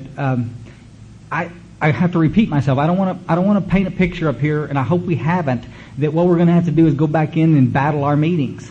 I mean, group consciences, these meetings are there. There's some great meetings out there. I mean, gee whiz. I mean, it's like Adam was saying. You know, you got a little guy that's 20 days, you know, sober, 30 days sober, and he's working through the steps, and he goes into a meeting and tells everybody that they're doing it wrong. Well, I mean, there's a lot of people in those rooms that are sober. Y'all follow what I'm saying? Why go in there and lead like that? We're not trying to stir up a bunch of stuff. Share your hope about the topic being presented, and somebody will gravitate to that message. And as long as you're sharing that way, the message is so powerful that you're bound to affect another alcoholic. And when people know that they can call on you and get a positive, a solution-filled answer to the topic, what's being discussed, they'll call on you. You'll find your place in these meetings. We don't go into meetings looking for fights. And if your format is based on open discussion where it starts with who's got the problem, you are absolutely leading with your chin. Well, what do you think's going to happen? I'll tell you exactly what's going to happen. It's going to turn into a pissing and moaning meeting, and you're going to leave disgusted with no solution. Make sense? We've got to talk about a step, talk about a paragraph, talk about a line, there's so much to talk about in that book about so many different things. You could never get bored doing it. I mean, that's where I would go with it. Charlie? Yeah. Anybody else? Y'all are fried pies. Yeah. Y'all want to circle up and pray? How's Wayne, that? Did you have anything else? Did you have anything else you needed to cover?